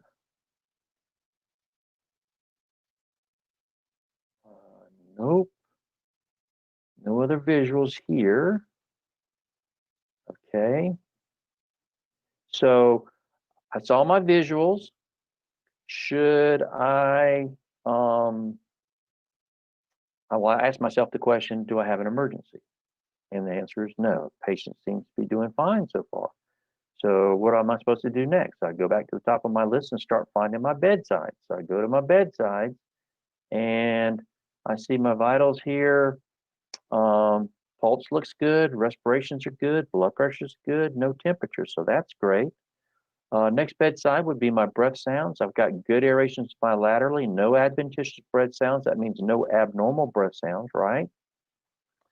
Go down here to my spontaneous tidal volume. Remember, it needs to be at least 285, and she's at 400, so it's, almost not quite doubled, right? Next bedside is my vital capacity. Here again, remember, it needs to be at least 570, and it's 3.8 liters. Wow, man, she's really doing good there. She can really take a deep breath. Number 8 here, that would be a bedside pulse ox at 98%. That's perfect. Let's go down here to see if we see any others. Oh, here's one, bedside MIP. Minus 48. Man, that is great. She's doing excellent here. Let's keep looking down through here. Here's another bedside diagnostic chest percussion. It says resonant throughout, so that's normal. And then last one here, patient symptoms. Okay. That would be a bedside. She states that she feels fine, no pain or discomfort. She wants to know if she can take this mask off her face. All right. So I need to stop and ask myself, do I have an emergency here? No.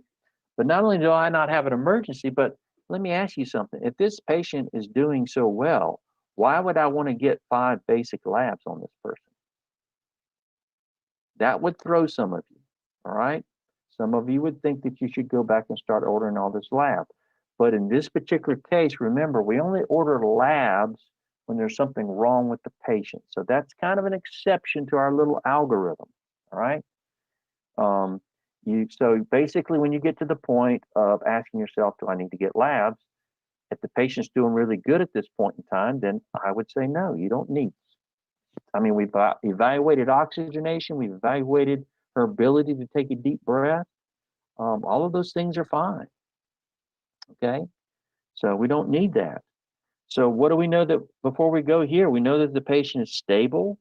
Probably no changes really need to be made. May just want to put her on a different, kind of oxygen system, because again, she still is getting oxygen, and it's at 98% on oxygen. So really, probably just a cannula is probably what we would put her on. Okay. So it says once we finish picking, which we would pick, it says go back to the letter A. So we go all the way back to letter A here.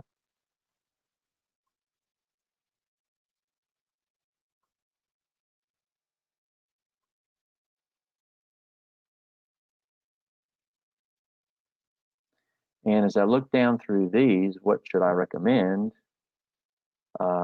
That would not, she doesn't need that, she doesn't need that. Again, this is a catheter, this is not a cannula. Doesn't need bronchodilator therapy, doesn't need a blood gas, doesn't need a chest x-ray, doesn't need that, doesn't need, yeah, simple nasal cannula. That would be the thing I would do. It definitely doesn't need the albuterol. And that, of course, ends the problem. Now, there were a couple things I want to point out to you here. On this particular problem, you saw that there was a number of times where we had many answers in decision making that could have been done. All right.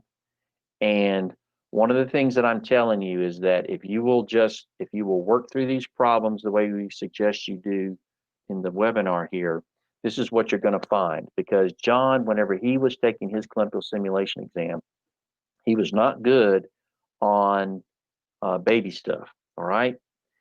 And so I really, the other adult stuff, I was pretty comfortable with that. I mean, I've been teaching adult respiratory stuff for years.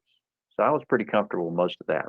Well, when I went through and took my clinical simulation exam, I really focused and tried to use the Kettering process mostly through all my adult stuff. But I have to admit, I got a little bit cocky, and sometimes I just kind of did it my old habit way. But when it came to the baby, I followed to the letter exactly how Kettering told me to do things. All right. And when I got my score, what I found out was I scored higher on the baby stuff than I did on the adult stuff, what I was supposed to be pretty good at. And that convinced me right then and there that Kettering knows exactly what they're talking about. And whenever I went and took my adult critical care specialty exam, once again, I did it exactly the way that Kettering suggests we do it, and I had no problem whatsoever passing that. So that's why I'm a believer in this process, okay? So, again, whenever you're picking ventilator settings, we tell you don't get caught up when you're on initial settings with what mode they're on. Don't get caught up in it. Just look at the volume, tidal volume first, pressure second, rate, FiO2, and peak. Pick those things and find out what it should be for that particular problem, and then go find those answers, okay? All right, so I've got about, let's see, we'll call it about quarter after. Are there any questions or anything that I need to address, Tom, before we take a 30-minute lunch break? Nope, not at this point.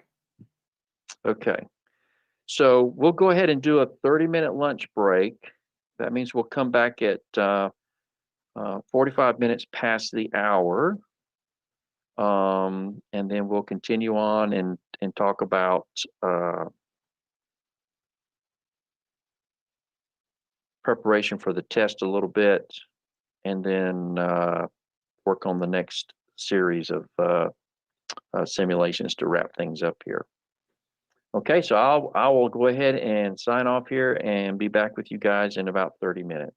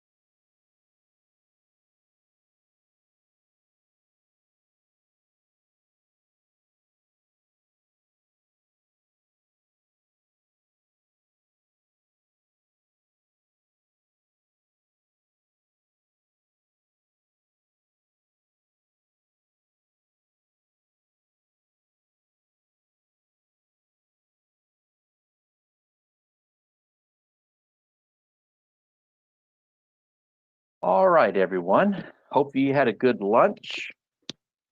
We will go ahead and reconvene, and I'll check in with my helper, Mr. Tom, to see if there's any questions or things we need to address before we move ahead. Hey, John, it's Kim. Oh, hey, Kim. How are you? Good. How are you? Good. No questions so far. Okay, perfect. Well, we'll just keep moving right along. Thank you. All right, so if you'll take your lecture notebook, turn to section C, we're going to talk a little bit about exam content and preparation.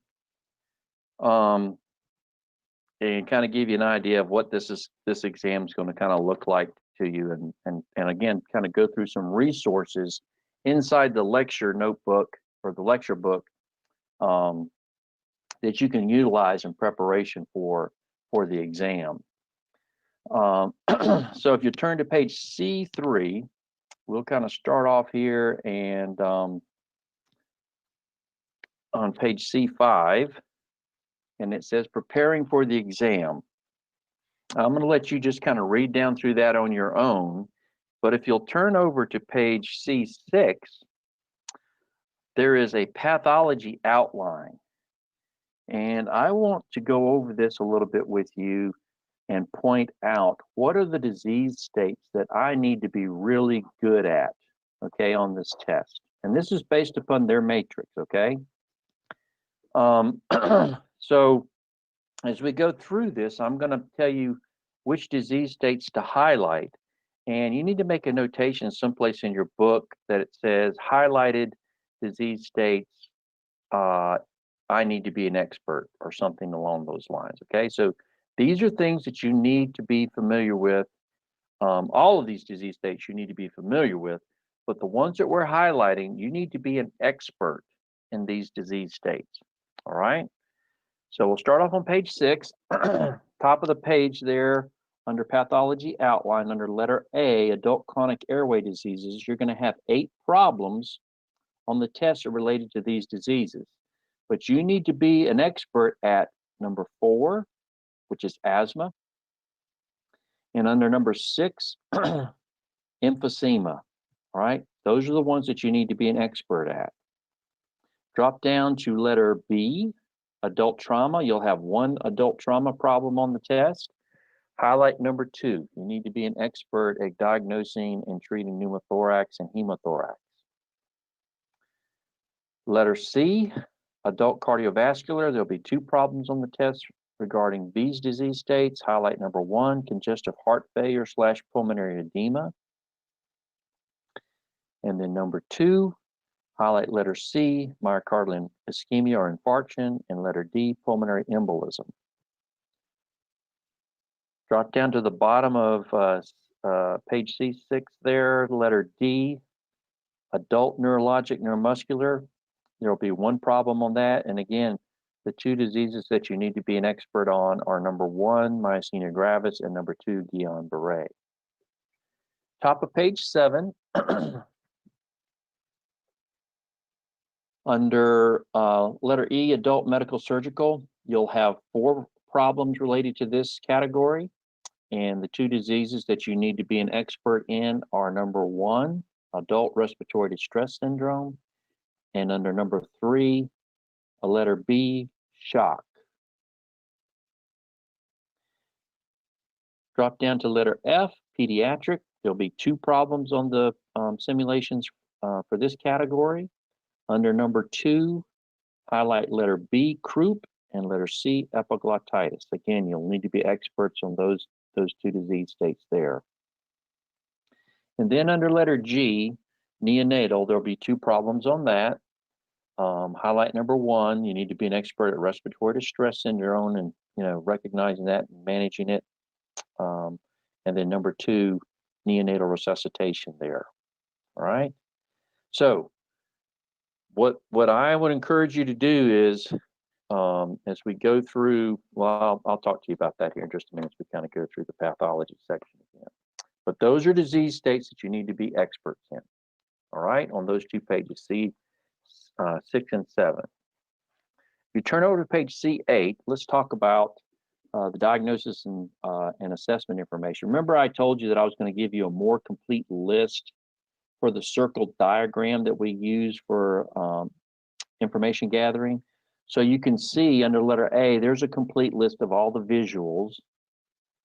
Letter B, there's a real long list of all the bedside stuff that could be done. Top of page 9, letter C, those are the basic labs that we told you that you need to get.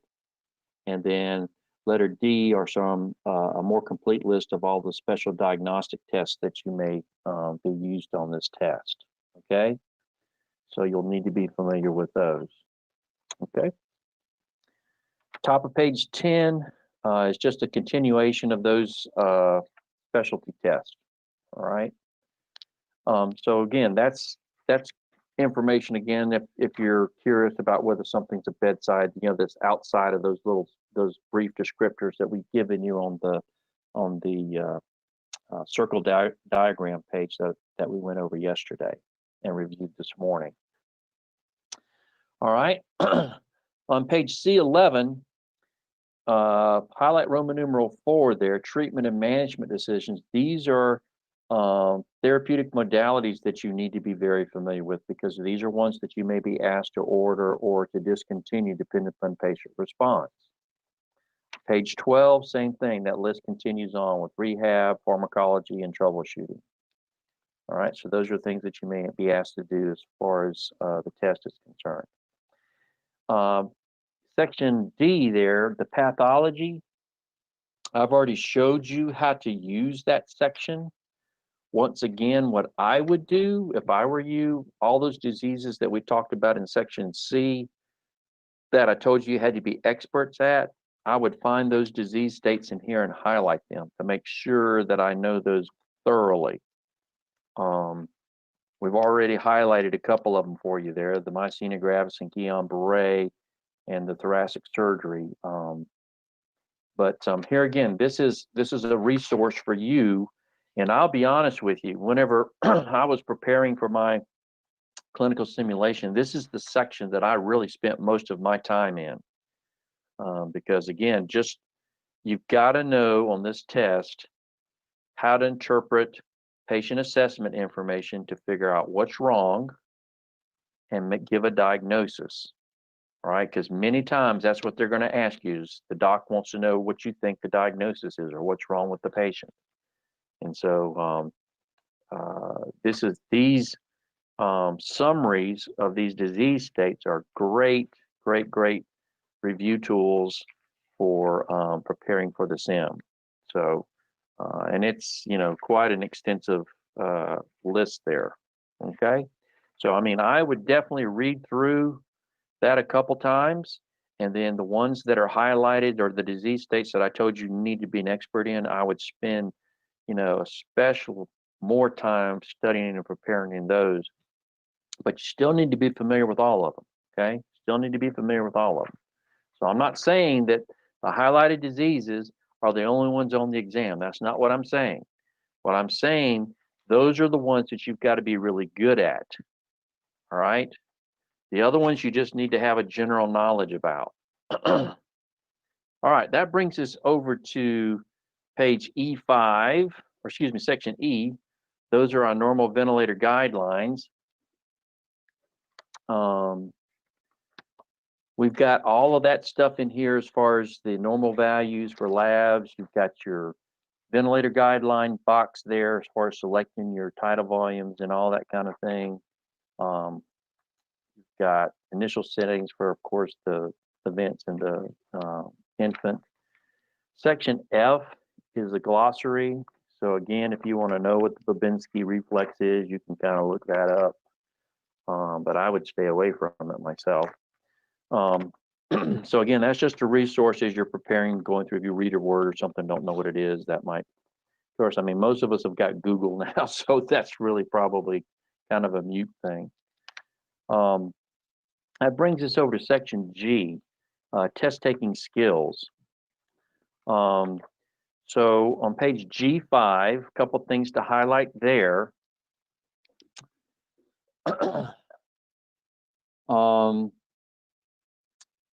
Letter A, as far as the amount of time that you've got, highlight number 1. Again, you're going to have 4 hours to complete 22 simulation problems. Number 2, you need to pace yourself carefully. Number 3, average about 10 minutes per problem. So, I mean, I'm giving you 20 because I'm figuring, 10 to go through it and 10 to grade it. But you won't have to do the grading on the one for the actual sim. Number 4, each problem has 4 to 6 sections. So remember, 4 to 6 computer pages, all right, or screens per problem. And then you can take breaks when needed, but just remember, you don't get extra time. This is a long test. This is a tiring test and for many people. And so we do suggest you take some breaks. And what our recommendations are is, 1, don't get up in the middle of a problem, because then you have to kind of come back and refresh your memory about what's going on and all this kind of stuff. Go ahead and complete a problem before you take a break. We encourage you to take work on about 7 to 8 sims and then just take a 2-minute break. Just kind of get up and stretch or go out, get a drink of water or whatever. And then we also recommend after each simulation, take a mental break. And I'll tell you right now, from my perspective, after I finished my pediatric neonatal sims, I thought I just bombed them. And I had to really kind of get myself refocused. But as you can tell from my results, I didn't bomb them because I did what Kettering told me to do, and I did better on those than I did on any of the other sims. So that's a important thing to keep in mind. Letter B, your attitude. I cannot emphasize this enough. You need to approach each problem separately. You need to imagine yourself in a clinical situation, and you need to be assertive and take charge. Remember, you're going to do things on this test and order things on this test that normally you would not do in clinical practice. All right, because you're basically the doc on this test. So you got to get out of that mindset of thinking, okay, well, I wouldn't order that or I wouldn't do that. No, you need to think about, what does the patient need? What needs to be done for the patient? All right, and make your decisions based upon that. The other thing to remember is, here again, don't let the response on the test dictate how you're going to feel. So whenever they say make another selection after you choose something, do not say, oh man, I messed that one up, right? Try to second guess yourself and say, hey, I got it wrong, because you won't know. Like I said, that situation for me with the neonatal stuff on the clinical simulation, I thought I bombed it. But yet, whenever it was all said and done, I actually did better on it than I did anything else. So you're not going to know. So just accept that fact. Just work through the scenarios and through the problem the way we have shown you to do, and make those decisions based upon our recommendations that we're telling you here, okay? And you'll do fine. Letter C, their directions. Make sure you're comfortable with that and understand the rules and so forth. Remember, if it says to choose only one, it's only going to let you choose one unless it tells you to choose another one. Read your information carefully and make sure that you pay a close attention to detail. All right, that's very important. Pages G6 and 7, you can kind of read through those on your own. On page G9 or G8, this is kind of talking about the actual clinical simulation software. So if you look up here at the screen, let's just kind of walk through that and talk about how that looks. Again, this is not the actual screen, but it's very close to what you would see in terms of where things are located. So your scenario is typically up here at the top. Then on the left-hand side is where your responses or your possible answers are. And then on the left-hand side, this is kind of like your record of what you have chosen. And so whenever you choose something over here on this side, it will populate over here and tell you, like, if you want to know what the if you chose something here, it may say noted or whatever, or if this is information gathering, it would say, all right, this is the information about the heart rate, or this is the information about the blood gas or whatever, okay? Couple things to remember here is that if you have this tab turned on, if you've clicked on that, then it's only going to show you information in this box here that's related to the answers that's on the screen. I like to just click on the simulation history because that kind of goes back and I can scroll back through and see everything that I've picked and every piece of information that they've shared with me for the whole simulation. I like that better because it's all there and all I got to do is scroll back and look at it if I need to. Okay. You will have a calculator down here at the bottom to use if you need it. If you click on this box here, that's going to tell you how much time that you've got left. Again, you can leave it open or you can close it depending on how you like it. I would not hit this button here. Skip means you're going to skip that page and go to the next section. If you do that, then you just left a bunch of points out there, and that's probably not a good thing. The exit button there, again, is the same thing as on the TMC. It means you're done with the exam, so don't press that unless you're done. If you accidentally press it, a box will come up and say, are you sure you want to leave the exam? And if you say yes, then you're done, and your exam will be scored as it is, okay? Once again, remember that the help button does not it's not the kind of help that you're thinking about. Your study guide and lecture sim lecture notes don't pop up to the page to help give you help on how to choose the right answer. This only tells you about the buttons and how the interface works on the computer, okay?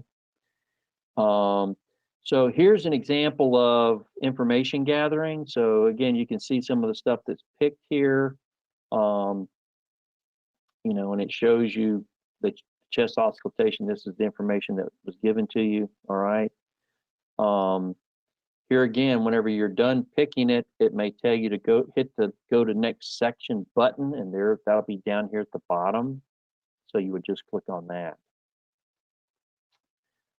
Here again, if you hit the go to next section button, what's going to happen is that this screen will come up and say you've chosen to go to the next section. Are you sure you want to go?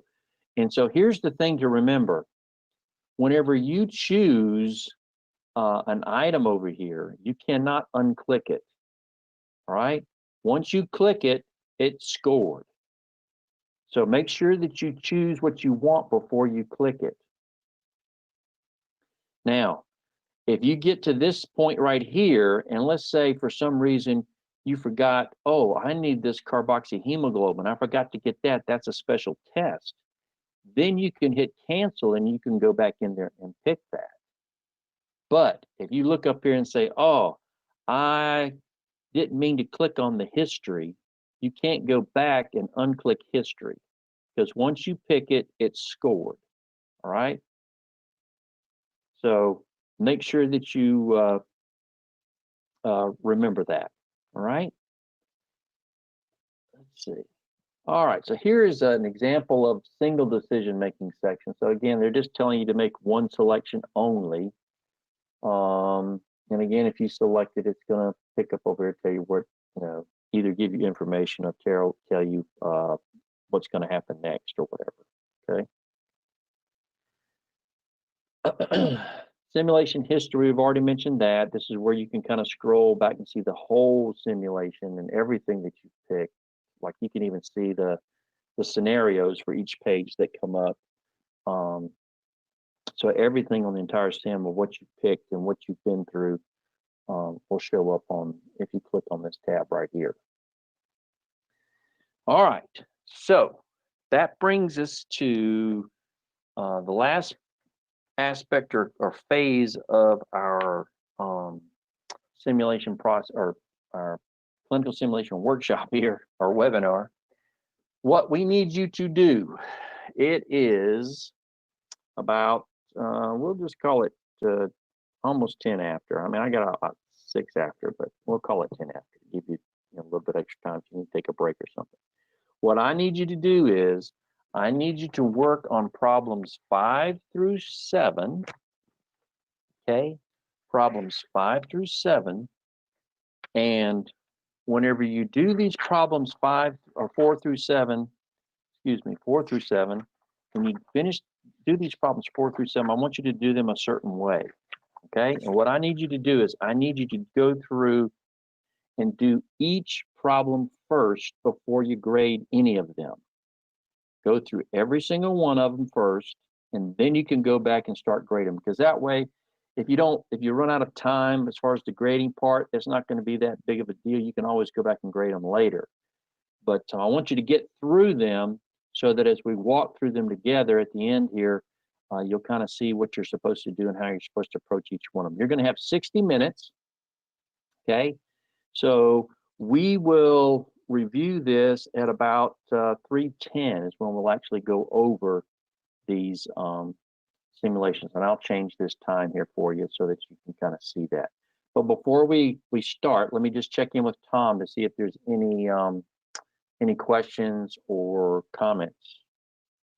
Well, there's all sorts of questions, but they are all over the place. So nothing that really? you need to handle at this point. Okay. They're maybe- asking about all sorts of things, not necessarily related to what you're talking about. Oh, they are. Yep.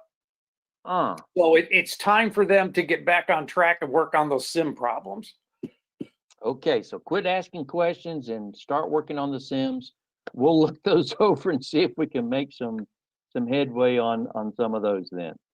And I'll be happy to kind of check some of those out, Tom, and answer them as well over the next little bit here. So, all right, have at it, guys. Have fun.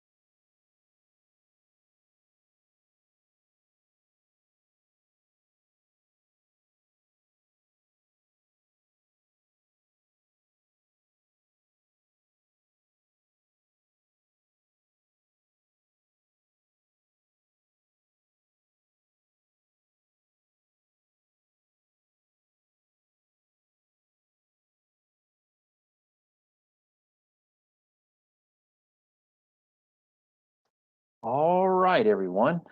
I am back. We are going to go ahead and start with problem number 4. Now, we're not going to take time to review disease states as we review these last 4 problems because I've already showed you kind of how that will help you in terms of your knowledge about the disease state and help you with decision making. So as we go through this, if there is a particular reason why you don't understand why we should not have picked something or like that, if you just either send a question to Tom, or you can wait till the end of the session or whatever, and we can talk about it at that point in time. So if you would take your practice problem book there, and we will start off with problem number 4 here. Get my screen set up. Here we go. All right. So you are a respiratory therapist in a 340-bed urban medical center. You are paged to the ED to evaluate a child admitted with acute respiratory distress. The patient is a 13-year-old girl. She's 4 foot tall and 8 inches, 4 foot 8 inches tall, and weighs 160 pounds. So she's a little bit overweight there.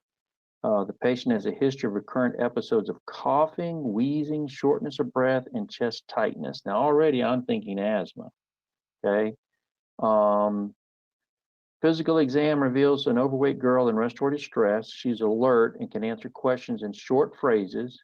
She has obvious supraclavicular and intercostal retractions, diaphoresis, slight pallor, diminished breath sounds with expiratory wheezing bilaterally, and frequent non-productive cough. Now that just sounds like asthma to me.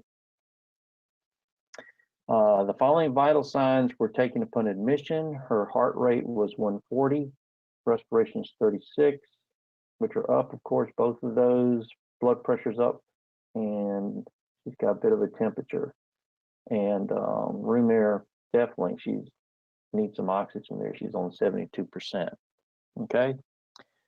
So it says, now go to section A. Which of the following would you now recommend to the ED physician? Here again, I know that my initial response is going to be, because I see her oxygenation, and that's one of her 4 life functions, to get her on some oxygen. So for me, I would be initiating oxygen therapy to get, right off the bat, and then the aerosol treatment would come second. But some of you may have chosen to do the aerosol treatment first, okay? And so here again, this is another branch for you. And so if you did that, let's go over here to section G and see what happened.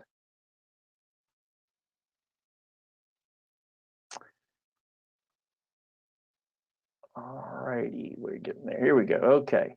So prior to initiating the therapy, you note that the patient's pulse oximeter displays a heart rate of 150. So that's getting worse, and a saturation of 65. Now what would you do? Well, immediately, you need to get her on oxygen first. And so that's what they're hoping that you would do here. Okay. So once again, that's an example of some grace that the MBRC will bestow upon you in that type of situation. If somehow or another you got in a rush and you just didn't pay close attention to what was the priority there. If we go back here, we're supposed to, after we pick initiate oxygen therapy, it says go to section C. So let's go to section C here. And it says when oxygen is being administered via high flow nasal cannula at 20 liters a minute, and the current SAT is at 93. So again, it's a little bit less than 94, but they said maintain a 92 SAT. So we've done that. We've hit that objective. Patient evaluation reveals the following: pulse is still up, respirations are still up, blood pressure is still up a little bit, and she's still running a fever. And it says, now which of the following therapies would you recommend? So at this point in time, since we've already got her on oxygen, the next thing, as I mentioned earlier, would be the short-acting beta agonist. So the SABA, administering a SABA drug via small volume nebulizer would be the next thing that we should do. And that's typically what you'd see, happen as far as the asthma protocol. We select that, it tells us to go to section B. So we come back over here to section B. And it says, after administering the therapy, you interview the patient's parents. They report the patient was delivered 32 weeks of gestation, so she was born a little early, spent 3 weeks in the NICU on oxygen. She has a history of respiratory problems since birth, and the frequency of the episodes have increased in the last year. Last night, the patient was playing tennis with her friends and had to stop because she was very short of breath and had a high-pitched breathing sound. So immediately when I see that, I'm starting to think exercise-induced asthma. That's because that's when the thing that triggered it, okay?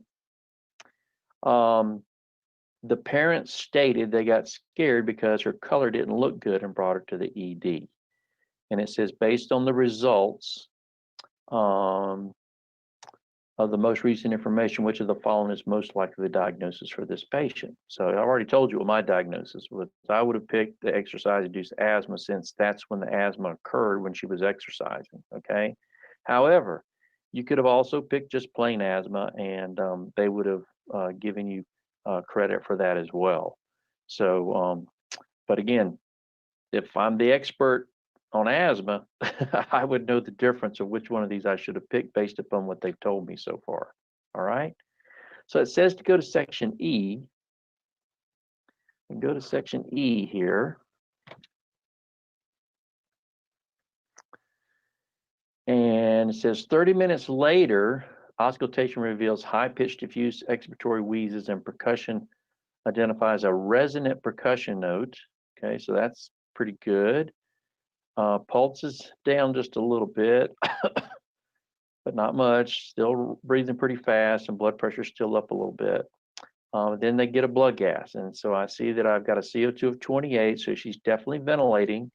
And then I'm on a PO2 of 68 with a 94% sat. So again, I'm kind of hitting the target of what they said. I know this is pretty low. And she's still on the, and her peak expiratory flow rate here is 120 liters a minute, which is pretty low because normal should be around 300, right? And then last hospital discharge, the value was, or excuse me, 500. Last discharge was 420. Anyway, you can had a brain infarct there. The peak flow here is very low compared to what it was when she left. So obviously she's got still some difficulty going on right now. All right. And then it says, based on your assessment, which of the following would be appropriate this time? Well, again, per asthma protocol, we should again give a second SABA. All right. That would be the next thing to do at this point in time. And it tells us to go to section D, come back up here to section D. And 30 minutes later, there is no change in the patient's condition. Which of the following would be most appropriate at this time? Well, again, per asthma protocol, if the two SABA treatments did not work, then maybe we need to think about continuous aerosol therapy. So they're asking us to select as many possible.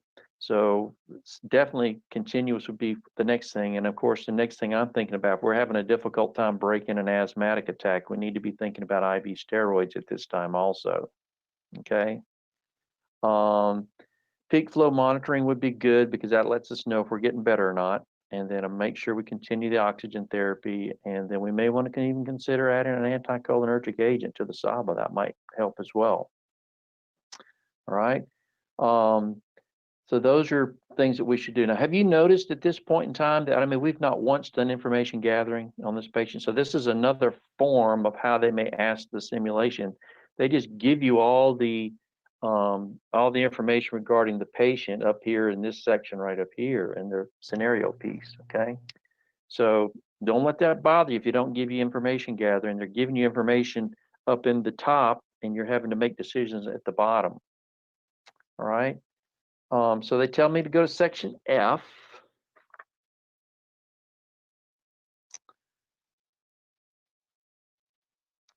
Let's see here. All right, so 3 hours later, the patient's vital signs are within normal limits.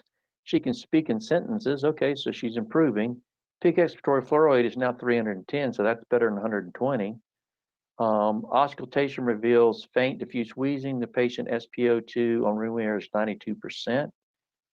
That's room air, not oxygen now. Physician has determined the patient's ready for discharge from the emergency department and asked you to complete the ED discharge plan. Which of the following would you include in this plan? All right, so I'm just going to look down here and see what I definitely don't need to continue oxygen therapy at home. She's not a chronic lunger or has, pulmonary hypertension or anything like that. Schedule a follow-up visit with her doc. That's a good idea.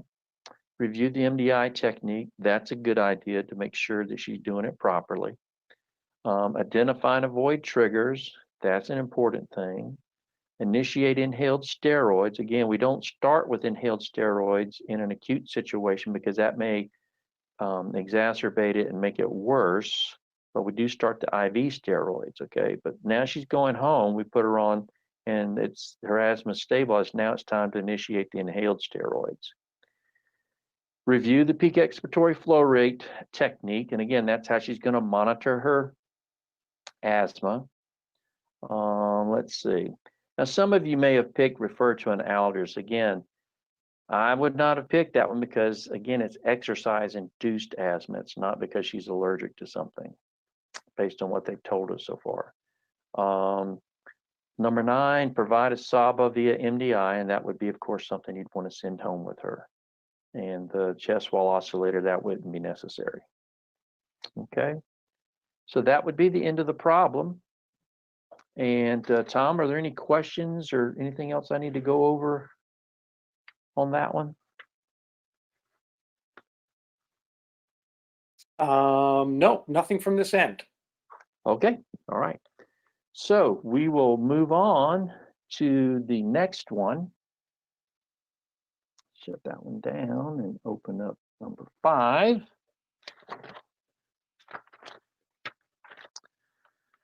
All right.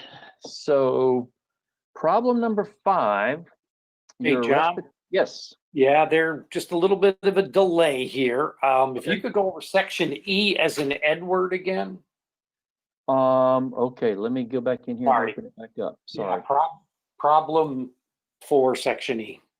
Okay, let me go open it back up. Shouldn't have closed it down.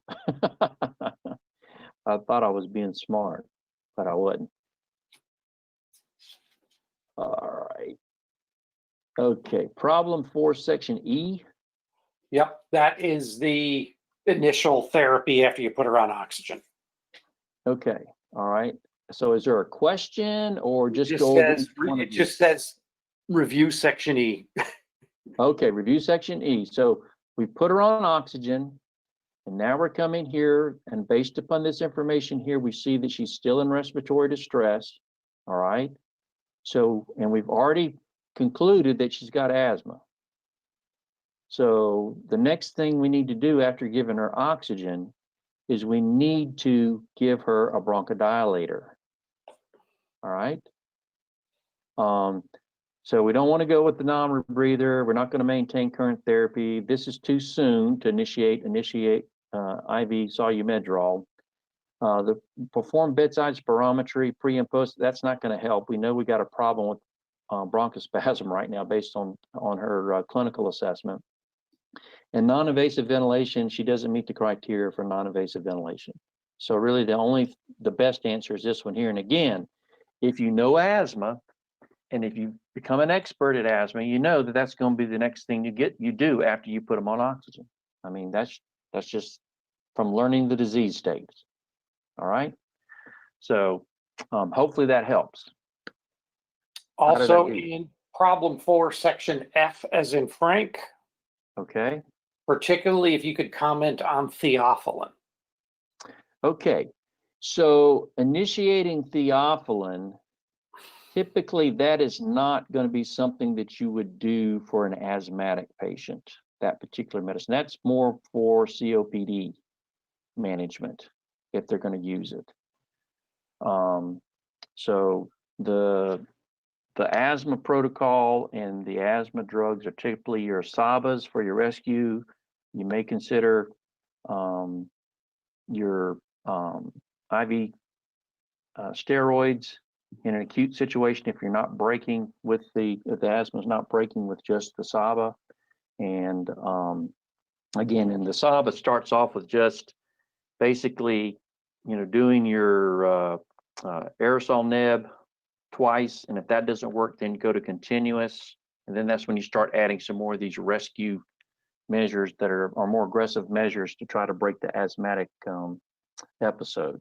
So, but this is just going home, and so going home, this would not necessarily be the best medicine at this point in time, since we were able to manage her asthma in the ER and break the asthmatic attack with the steroids and the SABA. So I mean, I guess you could use this if those others may not have worked, but that's not typically where it's used with asthmatics. It's typically used with COPD patients. Okay, how are we doing there, Tom? I think that was it for that. Okay, so we're ready to move on to 5? I think we are. Okay, all right, so I'm gonna keep 4 up there just in case. All righty, thank you, Tom. Sure. Okay, so page 57, problem 5. You are a respiratory therapist assigned to the delivery room and the NICU at the 320-bed medical center. You're present during the delivery, that's important, of a male neonate delivered after 29 weeks. All right, so he's early. Estimated birth weight is 1,250 grams, and the neonate's been placed on a radiant warmer and then gently dried and stimulated. All right, it says now go to section A. Which of the following would you evaluate? Now, here again, this is information gathering, and so most of you would probably think, all right, let's go ahead and let's start with our visuals. But and as it works out, that will probably work for part of this. But what really works for this is thinking about your APGAR, because you are in the delivery room, all right? And so we want to do the 1 minute and 5 minute APGARs to kind of find out what's going on here and how our baby tolerated delivery, and then how they're tolerating the initial few minutes of life there, okay? So what we want to do is we want to think APGAR, and let's go down here and let's find the first thing that we need to look at in our APGAR, which is appearance, okay? And appearance would go with color, all right? And so we look at our appearance here and we see that they are cyanotic, and so we would score that as a 0, all right? Cyanosis is a 0. The next thing that we would look for would be the pulse. And so we come down here to heart rate. And we look at our heart rate here and it's at 42. So it's less than 100. So that would be scored as a 1. If it were 0, then that would, if the heart rate was 0, then it would be scored as a 0. But it's just a low heart rate here. So this would be scored as a 1. The next thing we need to go to is our reflex, which is up here, number 4, our reflex irritability. And that there's no response, so the baby's not responding, so that would actually be a very bad thing. That's be scored as a 0. And then the next thing would be activity, which is down here where our muscle tone is. All right, and the baby is limp. So again, that would be scored as a 0 because he's not moving around at all. And the last thing we would score would be our respiratory effort, which is up here. And again, we see that that is absent as well. So that would be scored as a 0. So our APGAR score overall for the first minute is a 1. All right. Now, if you remember back from our neonatal assessment stuff, it said that if we have an APGAR score that's less than 3, then basically we need to, resuscitate and ventilate. Okay. So that's what we need to be thinking about here. So the question we have to ask ourselves is, do we have an emergency? Well, if the baby has an APGAR score of 1, I would say that constitutes an emergency. Definitely. Okay. So we're not going to pick anything else in this list because we've got an emergency and we need to take care of our baby. All right. So it tells us once you get finished picking to go to section D. So we come down here to section D.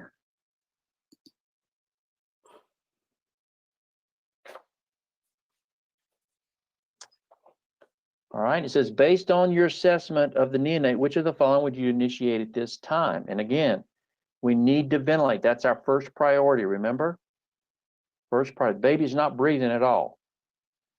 All right, so first priority is ventilation. So we look down here and find the thing that says ventilation. This is the only thing that says ventilation. So that's going to be your best answer right there. All the rest of this stuff has nothing to do with the ventilation. So we choose that, and it says manual ventilation initiated with pressures of 25/5 and an FiO2 of 30%. And it says go to section F. So we drop on down here to section F. And now it says the neonate continues to have apnea. The neonatologist decides to initiate continuous mechanical ventilation. Which of the following would be most appropriate for initial ventilator settings? And so we're going to choose vent settings for the kid. All right. So let's go back over here to our scratch piece of paper.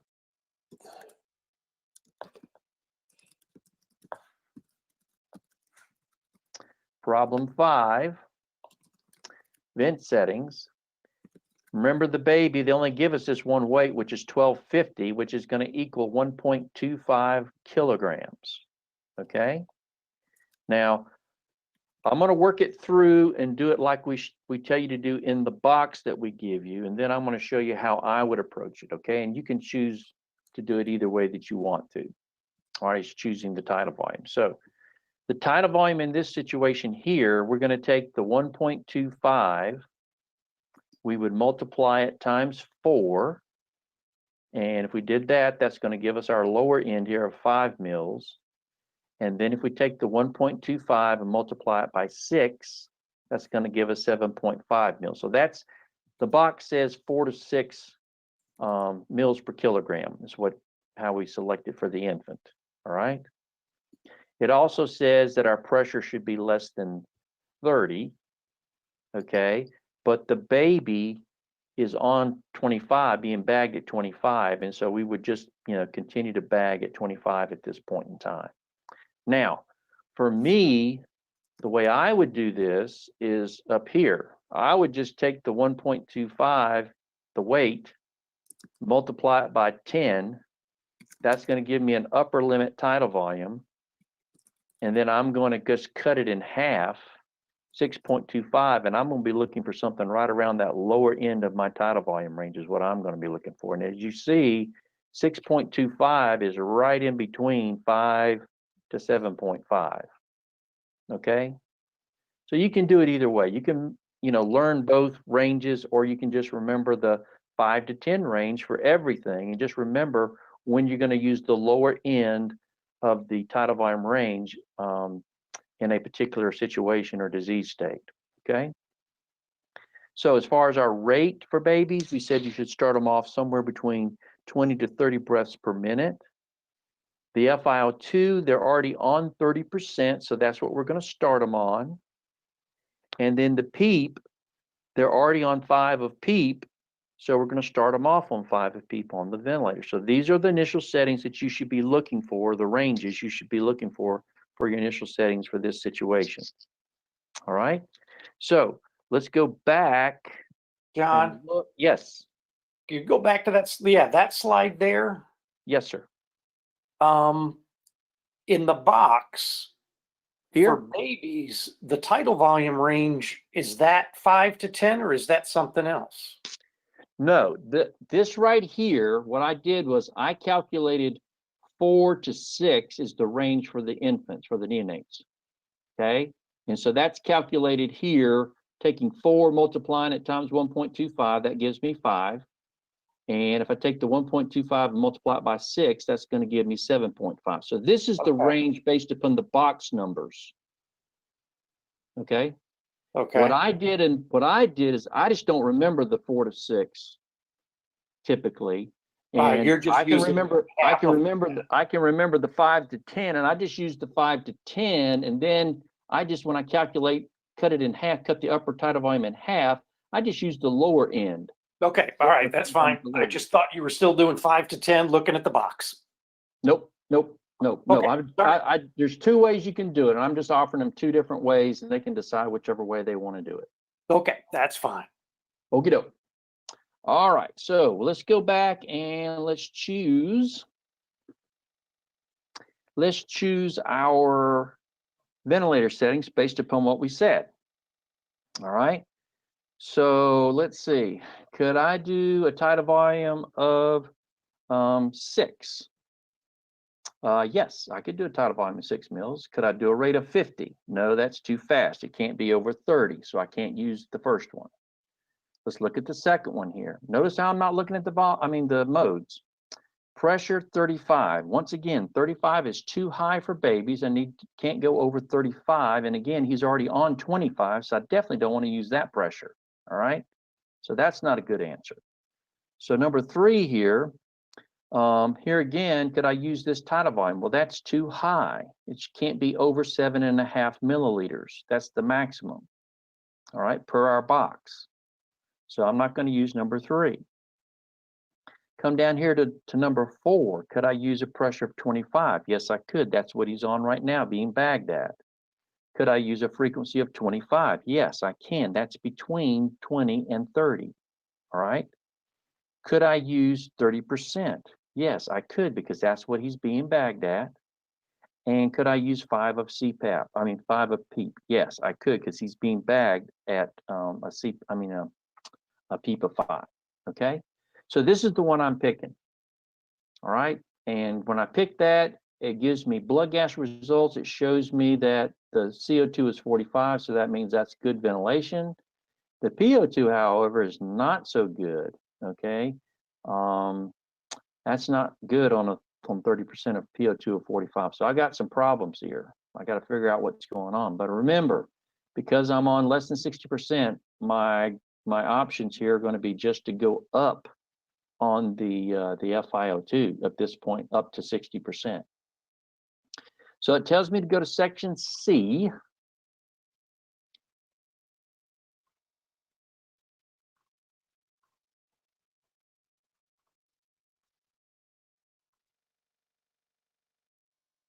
And it says, based on the recent information, you should now do what? Remember, we already said what we should do. We need to go up on the FiO2.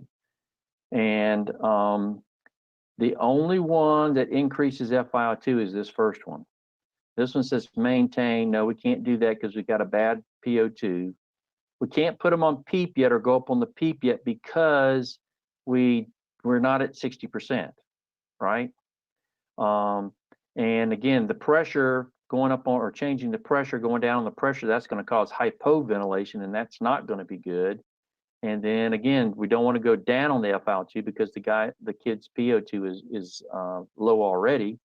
And we don't want to increase the frequency to 20. The problem here is our oxygenation, not our ventilation. So this is our best answer right here, 35, FiO2 of 35. We get another blood gas, and we see that the CO2 is still pretty much the same. PO2 hasn't changed that much. And so now we're at 732. As far as the pH, he's still a little bit acidotic there. And it tells us to go to section B. Now, let me do something else here. I almost forgot something. There is...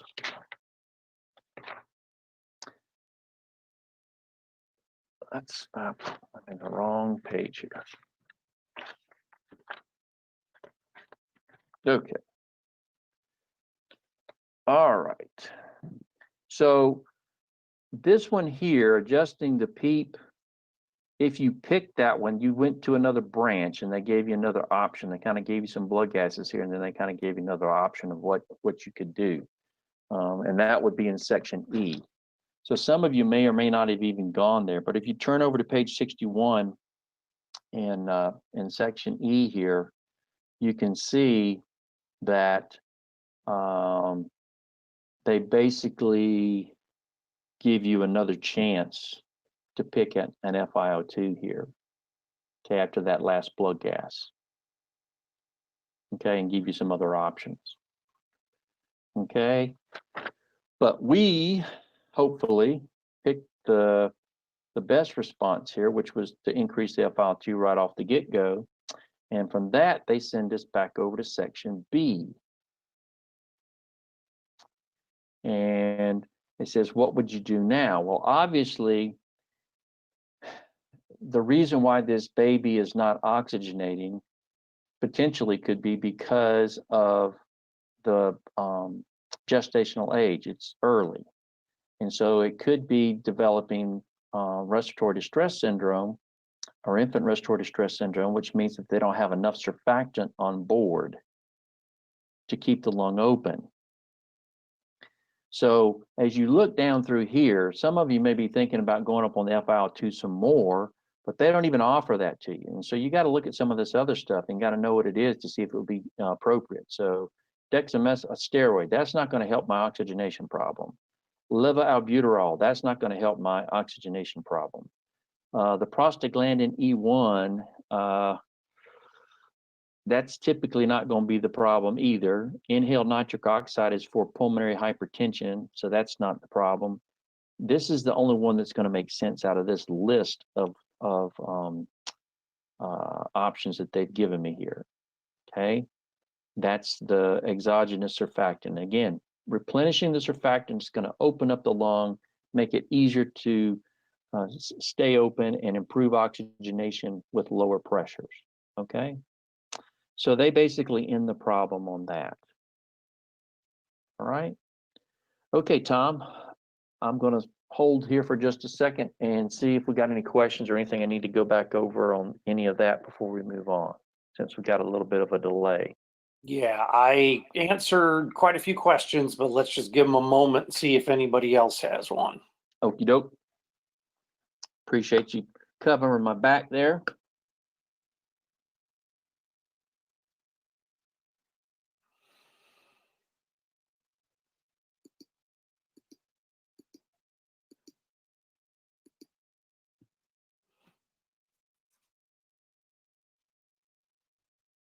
Okay, I don't see any, so I think we can go on.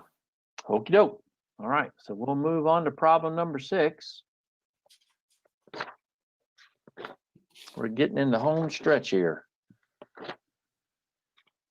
All right, page 69, problem 6.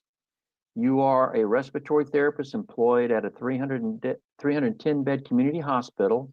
As a part of your night shift assignment, you're asked to report to the emergency department to assist in the care of a 68-year-old woman. The patient has a history of cardiac problems and presents with difficulty breathing and orthopnea. Now remember, anytime we see that word orthopnea, I'm thinking CHF, okay, especially on this test. She is 5'1" and weighs 100 pounds, so she's not overweight. The patient's vital signs at the time of admission were temperature 98.4, so she doesn't have a fever. Pulse is 125, that's up a little bit. Respirations are 32, that's up, and blood pressure looks pretty decent. Arterial blood gases are drawn, arterial blood gases drawn while the patient was breathing room air revealed respiratory alkalosis with moderate hypoxemia. And remember what I told you, anytime you got this respiratory alkalosis or this hyperventilation situation, we need to be thinking and asking ourselves, do I have a problem with my PaO2? And you can see right here, we do. We have a moderate problem with oxygenation. So that's going to be one of the first things I do to try to fix this respiratory alkalosis is to give oxygen. All right. So it says now go to section A, We come down to A and they want us to recommend something. They say choose only one. Well, the one I'm looking for is to give oxygen. Well, my first one here, I can give oxygen via nasal catheter at 5 liters a minute. That's not the best thing to do. Okay, sticking a tube down somebody's nose, just give them oxygen. We can do better than that, all right? Again, the albuterol is not indicated at this point. Initiating the pulse ox is not indicated at this point. We need to give oxygen. This is the only one that allows us or gives us oxygen, and it's at 4 liters a minute. And remember, we said 4 to 5 liters a minute. Whenever you start somebody on oxygen first time, unless they're a COPD patient, then you only use 2 liters a minute. All right, so 4 liters would be an appropriate level of oxygen to start this patient out on, according to the MBRC guidelines. It says now go to section D. So let's scroll down to section D here.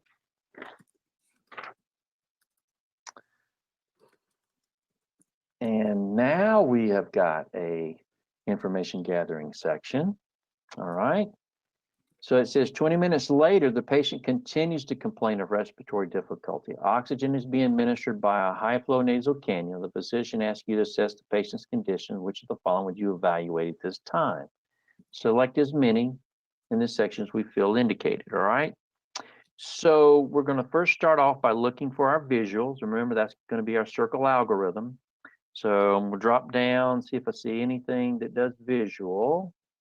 Looks like my first visual is right down here at 13, level of consciousness. And they are alert and oriented. Okay, so that's good. And then it says continue the section on the next page. So I move over to the next page to see if there's any other visuals there. Oh, I think I missed one. Let me go back here. I did. Respiratory pattern. Sorry about that. So respiratory pattern is the other visual on this page. Tachypnea, slight use of accessory muscles, moderate coughing, producing frothy secretions. So she may be starting to get into a little bit of CHF, it sounds like, right? Again, the orthopnea, CHF, right? No other visuals on the next page, though. So I've only got 2 visuals, alert and oriented, and the respiratory pattern. But neither one of those indicate an emergency. So I have time to do my bedside assessment. So I'm going to go back up to the top of my list here and start working down and looking at my bedside. Here's my first bedside. The vital signs, the heart rate's up, respirations are up, blood pressure's down a little bit there, and then no temperature. Okay. Next bedside is the breath sound. She's got fine crackles throughout all lung fields, with more prominent in the bases. Again, that could be consistent with CHF also. Man, I did it again. I forgot this. This is a visual, general appearance. There's 3 visuals on this page. Man, I must be getting worn out on these 4-day seminars, Tom, I'm telling you. All right. So general appearance, this one here, again, this would have been important to know before we got to the bedside. 3+ pedal edema. All right, so that definitely is pointing towards CHF. And again, with that information, looking at the vital signs and the breath sounds, obviously that's consistent with CHF. All right. So let's see, any other bedsides here? See if I can do this without messing it up the rest of the way. Pulse oximetry, that would be a bedside, and we see we've got a saturation of 80 on 60%, so that's not good, all right? Not good at all. Continuing on to the next page, are there any other bedsides over there? Do not see any. Wait a minute, just there it is, diagnostic chest percussion right there. Okay, diagnostic chest percussion. And it says a flat percussion note throughout. So that means we're losing air. And that also would be consistent with CHF or fluid filling up in the lung. All right. So we got a sick lady, but is this an emergency? And the answer to that would be no. So do we have time to get our 5 basic labs? And my answer to that would be yes. So let's go back and start looking at our basic labs. Here's my first one right here, the blood gas. And we see here that she's ventilating fine with a CO2 of 43. However, she's not oxygenating, 52. That's not good. And she's on 60%. So obviously that means we've got either a shunt, refractory hypoxemia, or venous admixture, okay? So to fix that, of course, typically is going to need, some pressure and expiratory pressure. So that's how we would interpret that blood gas. Where's the next basic lab? None on that page. Here we go, top of page 73 there, number 16. The 12-lead ECG, she's in sinus tachycardia. We got a chest x-ray, good. Bilateral fluffy opacities, dilated pulmonary arteries, and cardiomegaly, curly A and B lines. This is a classic chest x-ray for CHF, all right, classic. So definitely I'm dealing with CHF here for sure, especially after seeing that chest x-ray and everything else that they're telling us. What about the serum electrolytes? Well, those look pretty decent. Nothing really to remark there. So those aren't out of whack. That's good. And then the CBC, everything looks pretty good there, except the hematocrit is down just a little bit. Okay, but no active infection or anything like that going on. Okay, so based upon this information, do I have an emergency? And the answer to that would be no. So do I have time to do special tests? Yes, I do. What kind of special test would I want to do for a patient with CHF? Well, that would be the BNP, right?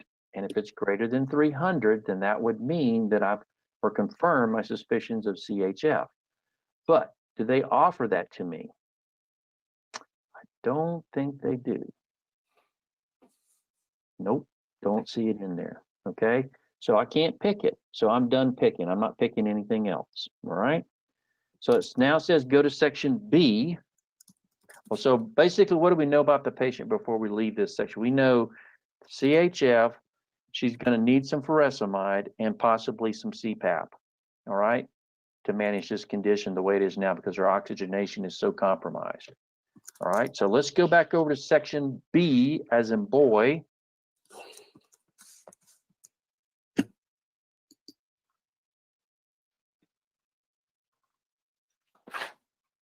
Oops, passed it, sorry. Okay, the physician requests your assistance in developing a care plan for the patient. All right, so let's just go down the list. Well, should we put them on some mass CPAP at 6? Well, that's pretty reasonable. That would help with oxygenation, okay? I don't think I'd go with a non-rebreather. Definitely don't want to decrease the FiO2. Chest PT is not going to be helpful for this. Furosemide definitely would be helpful. Don't need to use a skeletal muscle blocking agent. Albuterol is not going to be helpful for this. Levoalbuterol is not going to be helpful for this because that's not the problem. It's a heart issue, not an airway issue. Same thing here. It's not a mucus issue for acetylcysteine. It's a heart issue. Semi-Fowler's position, that's good. That helps them as far as their breathing is concerned. And some of you probably would not have thought about picking morphine, but again, if you were an expert on CHF, which is one of the things we said you should be an expert at, you would know that morphine literally not only takes pain away and is a great analgesic, but it also lowers the afterload of the left heart. So it reduces the work on the left heart, and that can kind of help alleviate some of the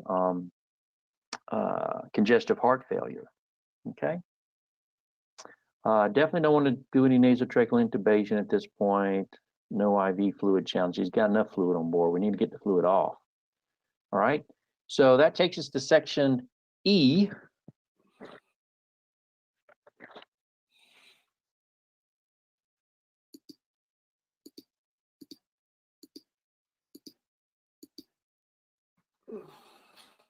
Let's see here. You must be working hard, Tom.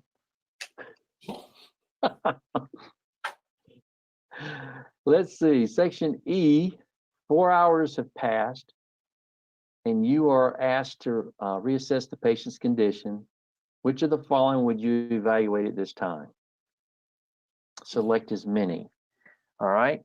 So here again, we're doing information gathering again. So we're going to use our circle algorithm.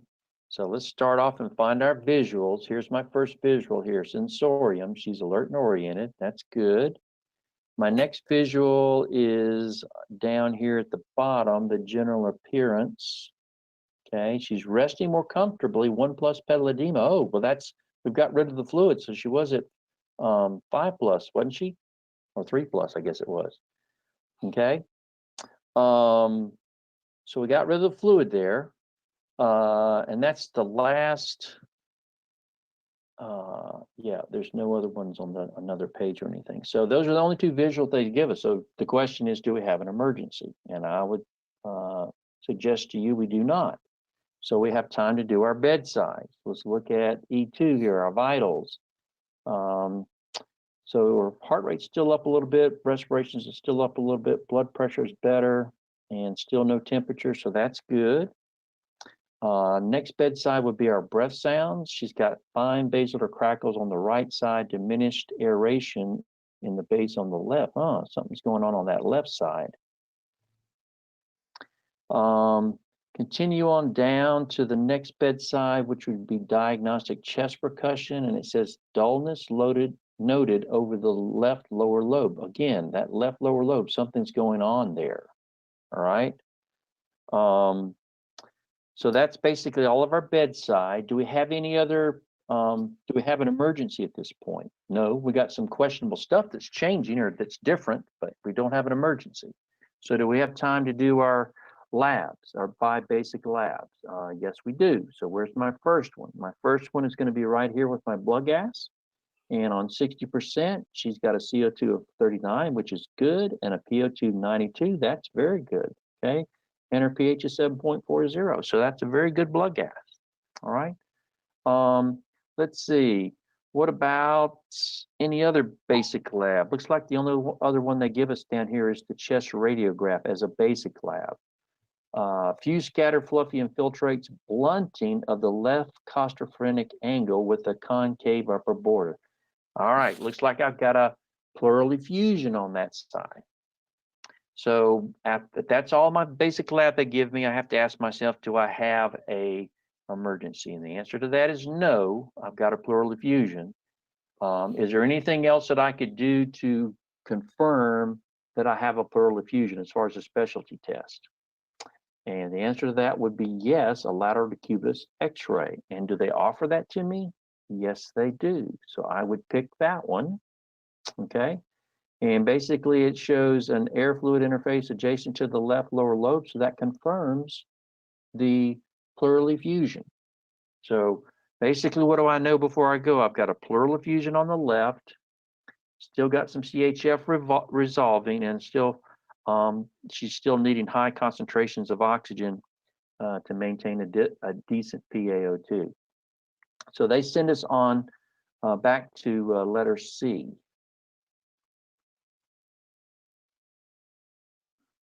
Back to letter C.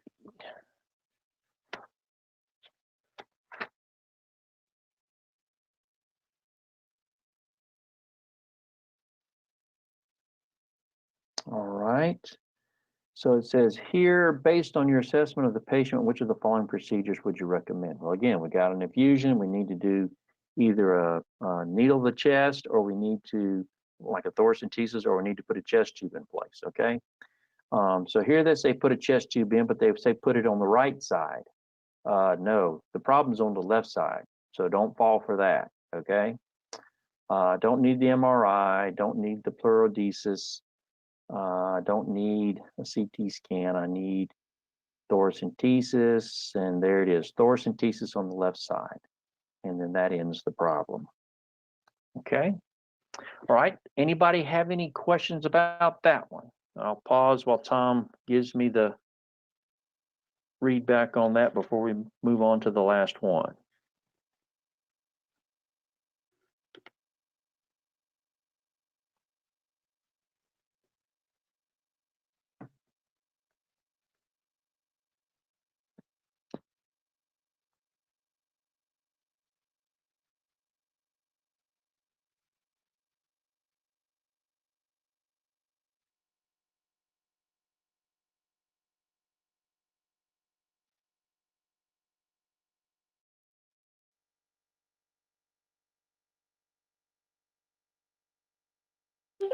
Please enter your access code followed by the pound or hash sign.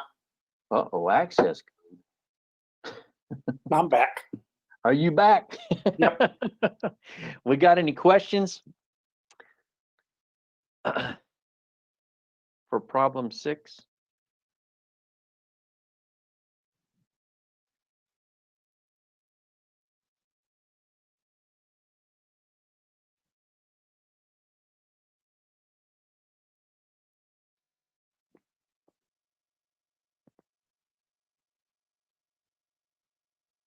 Oh, I just got Tom's.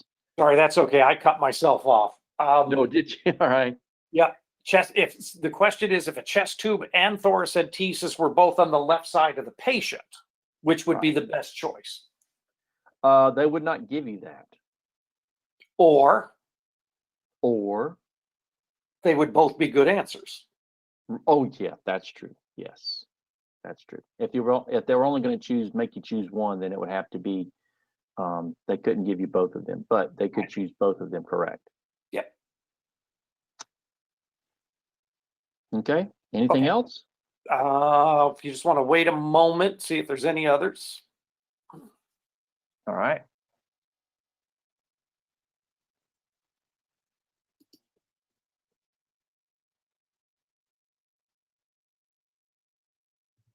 Okay, I don't see any. So that's the end of number 6. No more questions. Okay. All righty. One more. We're in the home stretch, folks. Uno mas. Yeah. All right. Number 7.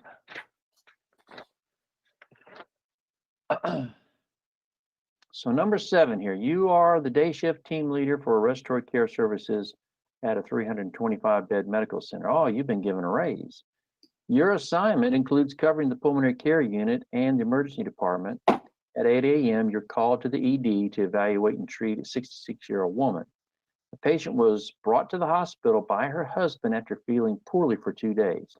She has had frequent admissions for shortness of breath and lung infections. Okay, so frequent flyer here. She presents with fever, chills, clubbing. Now that clubbing, I know there's got to be a chronic lung problem with that, right? And that's from our patient assessment stuff. Dyspnea and productive cough. She's 5'3" and weighs 110 pounds, so she's not overweight. And it says now go to section A, and the ED physician asks you to administer oxygen to relieve the patient's dyspnea. Which of the following would you be most appropriate at this time? Now here again, they only kind of gave you a couple of things that may make you think this is a COPD patient, but that clubbing is the thing that seals it for you. All right. All this other stuff could be maybe a couple of other things, possibly pneumonia and things like that. But that digital clubbing, boy, that really screams COPD. And again, if I know I'm going to put oxygen on a COPD patient on this test, I'm always going to start them off on a low amount of oxygen. And that's where that 2 liters comes in. Okay. But notice, if the maximum amount of oxygen we told you from day 2 that you would start a COPD patient on would be 28%. That's the maximum. And so you can't use this 35%. You can't use this 6. That's too much. You can't use a partial rebreather with 10 liters. That's too much. And 4 liters is also too much for a COPD patient. And so again, they give you a little bit of grace. If you chose those, they sent you to section B. So let's walk over there to section B and see what changes, and then see if you picked up on what mistake you made. So they're giving you a little grace to kind of, catch the fumble here. 15 minutes later, after you've done your oxygen, put them on too much, the patient is somnolent, respiratory rate is 6, so she's hypoventilating here, pulse ox displays 99%. So you've got way too much oxygen, but no ventilation. And that's not a good thing. That's just classic O2 induced hypoventilation. That's what that is. And so you need to drop the oxygen. And that's when they give you the option of recognizing that and choosing it here. Definitely would not just continue. You need to do something. Blood gas is not going to, further clarify this for you based on what you've seen so far. You should be able to pick up on that without a blood gas. Pulse ox, you can't calibrate a pulse ox. Remember, that's done at the factory. administer albuterol. Well, she's not even breathing. That's not going to, help her situation here. You're giving too much oxygen. That's what you need to recognize, and you need to back off on it. Okay. So then they tell you to go to section C. Whoop, wrong way. And it says the patient has been admitted to the pulmonary care unit, and the pulmonologist on duty asks you to perform a thorough assessment and recommend additional therapy. Which of the following should you include in your assessment? So here again, we're going to do our circle algorithm, start off with our visuals. As we look down through our list here, looks like on this page, there are no visuals. If we go to the next page, we get down here to respiratory pattern. There's a visual. She's tachypnic with slight accessory muscle use, okay. Sensorium is a visual. She's awake and alert and oriented. Well, that's good because we've got her on the right amount of oxygen now. The general appearance is a visual. She has an increased AP diameter. Okay, that sounds like COPD, digital clubbing. There, they told it to you again if you didn't pick up on it the first time. And yellow stained finger. So she's definitely got a history of COPD here, all right? So those are all the visuals that they give you. The question then is this an emergency? Well, not at the moment. She's sick, but it's not an emergency. So do we have time to do our bedside? Yes, we do. So let's go back up at the top of our list and let's look for our bedsides. So coming down the list here, keep coming. Here's my first bedside right here. Character of cough. She has a moderate cough producing a large amount of green secretion. So she's got some sort of lung infection thing going on here.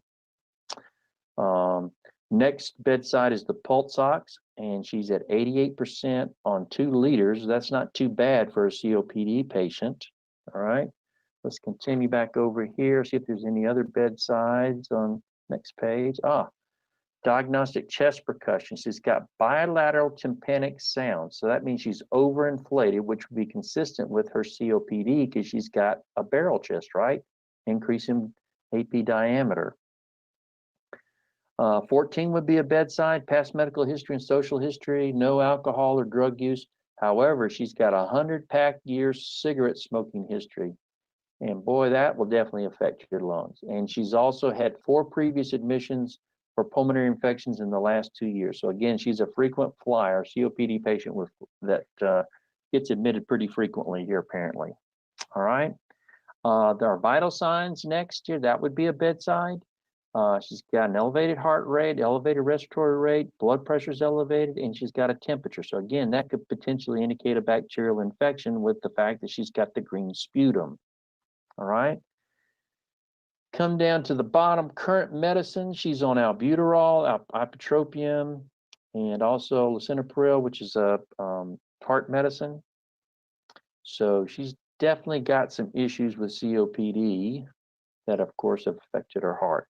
So the question, though, is this an emergency at this point in time? And the answer to that is no, this is not an emergency, but she's sick, but it's not an emergency. So do we have time for our basic labs? Absolutely. So let's go back up and look at our basic labs here. First basic lab is right there at the beginning. Number 1, our blood gases. We look at our CO2 here and we say, ooh, man, that's really high. But again, we already know she has chronic obstructive pulmonary disease. So that's not always an uncommon thing for these patients. Come over here and look at our PaO2. That's a 58. That's not good either. Okay. But remember, she's COPD. So for a COPD patient, that's not too bad. And the fact that her pH is 7.36, which is in normal range, says that she's compensating for this elevated CO2. So she's definitely a CO2 retainer. And this is really, and by all counts, at 2 liters a minute, that's a pretty decent blood gas for a COPD patient. All right. So we go on down to our next lab, which is the portable chest x-ray. It shows depressed diaphragms bilaterally. That's from the overexpansion. Right ventricular hypertrophy. So she's, again, it's affecting her heart. Consolidation in the bases of right and left lung. So she's got pneumonia, looks like in both lower lobes. Okay. The next one is the CBC. Again, she's got an elevated RBC count and hemoglobin, hematocrit. Those all would be consistent with chronic COPD. And then she's got an elevated white count, which would be consistent with a bacterial infection. And so we would be thinking about giving a antibiotic to try to help manage that. All right. That brings us down to number 7, 12-lead ECG. That would be helpful. She's got sinus tachycardia with a right axis deviation, which, remember, anytime you got an axis deviation, that's not a good thing. Down and to the left is where the axis of the heart should be, down and to the left. So if the electrical current is not flowing down and to the left, then that's a bad, your heart electrical system is being compromised. Let's see here. So we've also got the serum electrolytes, potassium and sodium and chloride. Those all look pretty decent. See, any other basic lab? No other basic labs on the next page there. Okay, so what do we know before we go here? We got a patient with COPD. Okay, we've got an infection, and so, you know, we're probably going to need an antibiotic. Might need to get a sputum sample in order to determine what the organism is. So culture and sensitivity may be appropriate. Secretions, she's coughing stuff up, so she's got secretions, so she may need some assistance with that. And then she is also wheezing, so bronchodilator therapy would be indicated for her as well. So they tell us to go to section F.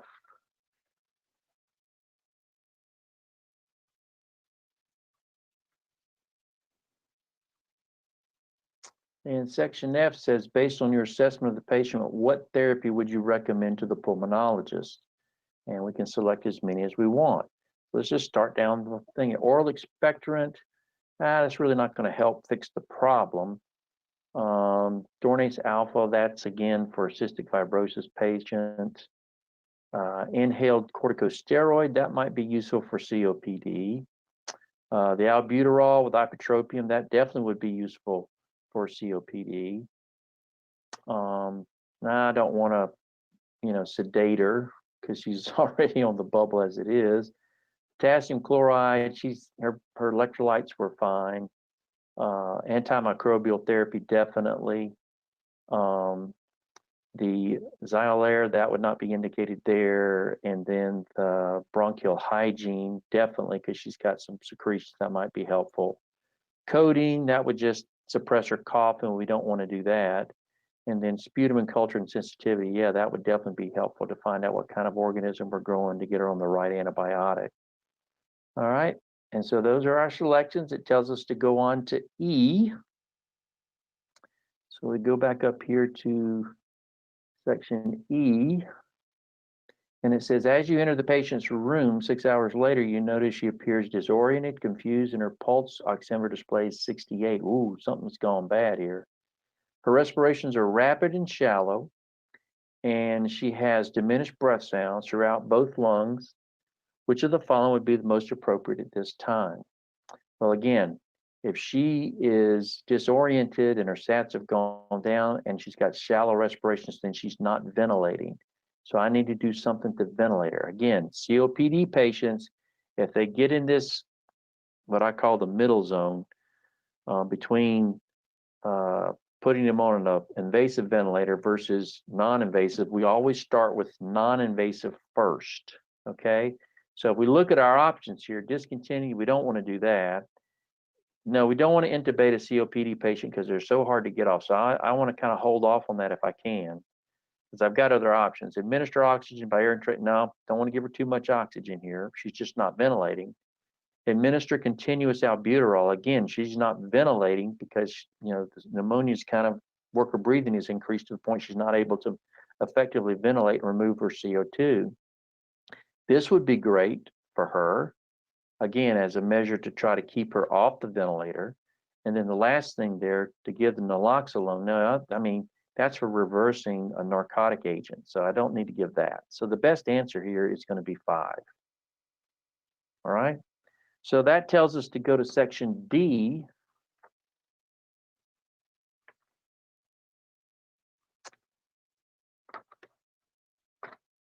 And section D says 6 days later, so she's been here for a while. Patient has improved considerably and has been transferred to a room on a medical floor. She's breathing comfortably on oxygen at 2 liters a minute. The pulmonologist requests your assistance in developing a discharge plan. Okay, so let's just go down the list and see if these things are indicated or not. Home oxygen therapy. Well, yeah, I'd say she's good for home oxygen therapy since she's got a chronic problem, and also would help with maybe her pulmonary hypertension. Let's see, as far as prophylactic antibiotics, we never on this test use prophylactic antibiotics, all right? We only give antibiotics on this test if there's been a confirmed bacterial infection. And that's usually confirmed by white count or sputum production or fever, something along those lines, okay? Albuterol, Preventol, and ibuprofen definitely she would need to be on that at home. An inhaled steroid at home, yes. High carbohydrate, no, we don't want to do that because that's going to increase her CO2 level. Remember, don't want to do that. Follow-up visits with her primary doc, absolutely. Restrict exercise, no, man, we don't want to do that. She needs to probably get some exercise. Thrombolytic therapy.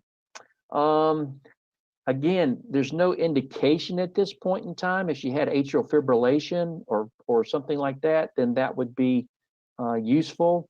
Or if she was, immobile, not able to ambulate, then that would be useful. All right. But in this case, it's not. Refer for pulmonary rehab. Absolutely. This lady could certainly benefit for some pulmonary rehab. All right. So those would be the best answers to choose in this section. And down here at the end, it says that is the end of the problem. Okay. So Tom, I'll pause for a minute here to see if we have any questions about that one. Sure. How can you do non-invasive ventilation for a patient who is confused and disoriented? Oh, perfect. Ask John to talk about it so it can help me make sense of it. All right. Let me go back there and look at that thing for you. Let's see. Right here. Okay. So they're disoriented and confused. All right. And that is one thing. If they're unconscious, you typically, and you have to protect the airway, you definitely don't want to use non-invasive. All right. So they haven't really given me anything in here that says they can't protect their airway. All right. And again, as I go down through each one of these, I can rule it out as something that should be done. So the oxygen therapy, I don't want to discontinue it. She needs oxygen. Perform an oral endotracheal intubation. Again, I may have to do that if they don't offer me something better. All right. I come down here to oxygen, administer oxygen to my air entrainment 40%. Again, that's too much. All right. And the fact that she's not ventilating, okay, rapid shallow breaths, that's not really going to help her that much. And the same thing with this nebulizer. That's not her problem, is ventilation because of this rapid shallow breathing and diminished breath sounds. Okay. So they've not really said there's something that could cause, or that there's a reason for me to believe that she has an inability to protect her airway. So just because she's confused and disoriented, we should not assume that she's unable to protect her airway. That is correct. Okay, because some of them seem to be thinking that she has an altered level of consciousness and therefore is unable to protect her airway. Right. So one of the things we said was obtunded. Obtunded means that they're not even responding. She's Right. at least disoriented and confused. Yep. And what do we think is the reason that she's disoriented and confused? Because she's hypoventilating. Exactly. And what's the non-invasive going to do? Improve ventilation. There you go. Okay. Let me see if there's any others.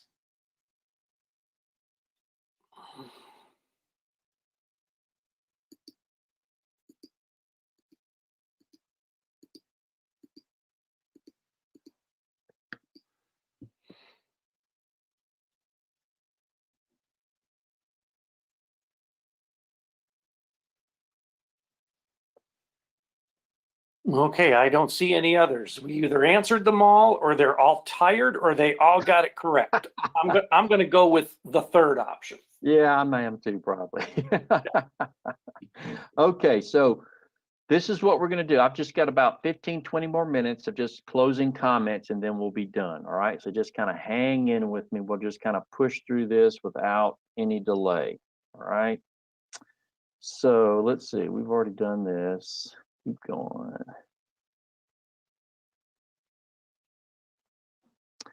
All right. So some of the things that we told you about as far as taking the clinical simulation, just to remind you, is use that circle algorithm to help you with information gathering. Remember to use your information regarding disease states in the pathology section, pathology review, to help you improve your decision-making skills. All right. So, I mean, there's no secret behind this. I mean, as far as other than the fact that you've got to know those two pieces and being able to figure out what's wrong and what to do to fix it. Okay. And, you know, and again, you see how sometimes you have to kind of weigh some answers against others based upon the information they give you. Okay. Remember that whenever you get when you get finished, you're going to have to, again, to maintain your registry credential, you're going to have to go through their continuing competency program at the MBRCs, and they describe that for you at your website. We already talked about that a little bit during the TMC. You will be getting a post-seminar email, okay? And that's going to give you a license key for 3 online practice exams, all right? And what I would suggest that you do, as soon as you get this email, you want to go ahead and activate that license key, because it's only going to be good for 2 weeks, all right? To get the discount and to access the information there as far as the online thing. So you want to activate this. The discounts are only good for 2 weeks. I think you can do the practice stuff longer than that. Okay. John, Yes. they 2 weeks is for the discount code for purchasing additional study materials. Right. The online practice exams, they have access to those for a year. Okay. Very good. Thank you. I could not remember how that piece worked. I knew it was longer than the 2 weeks though. Yeah, they can take each one twice. Okay. And then after the second attempt, they can review their answers as long as they want to for that 1 year period, but they'd only take them twice. Okay. Gotcha. All right. That's helpful. Thank you. There's also going to be a link in that email for an evaluation of Tom and I actually probably me only. Tom don't get evaluated on this one. So please give me some feedback on what I could do better and improve the webinar and everything. That would greatly appreciate that. Okay. The discount code, as we mentioned, that's for your additional study materials, but you gotta access that activate that license key before you can even access the additional study materials. And again, that discount code is only valid for 2 weeks. All right. So if you want to get something, and we'll talk about some of those things here in just a bit. You're also going to get 3 tokens for online practice. I quit using the word they're free because you did pay for the seminar. So you basically are getting these as a opportunity to look at our online practice modules to see if that would be something that you're interested in using to help you prepare. And we'll talk about a little bit more about that here in just a minute. If you were here for all 4 days, you'll have a CEU certificate attached.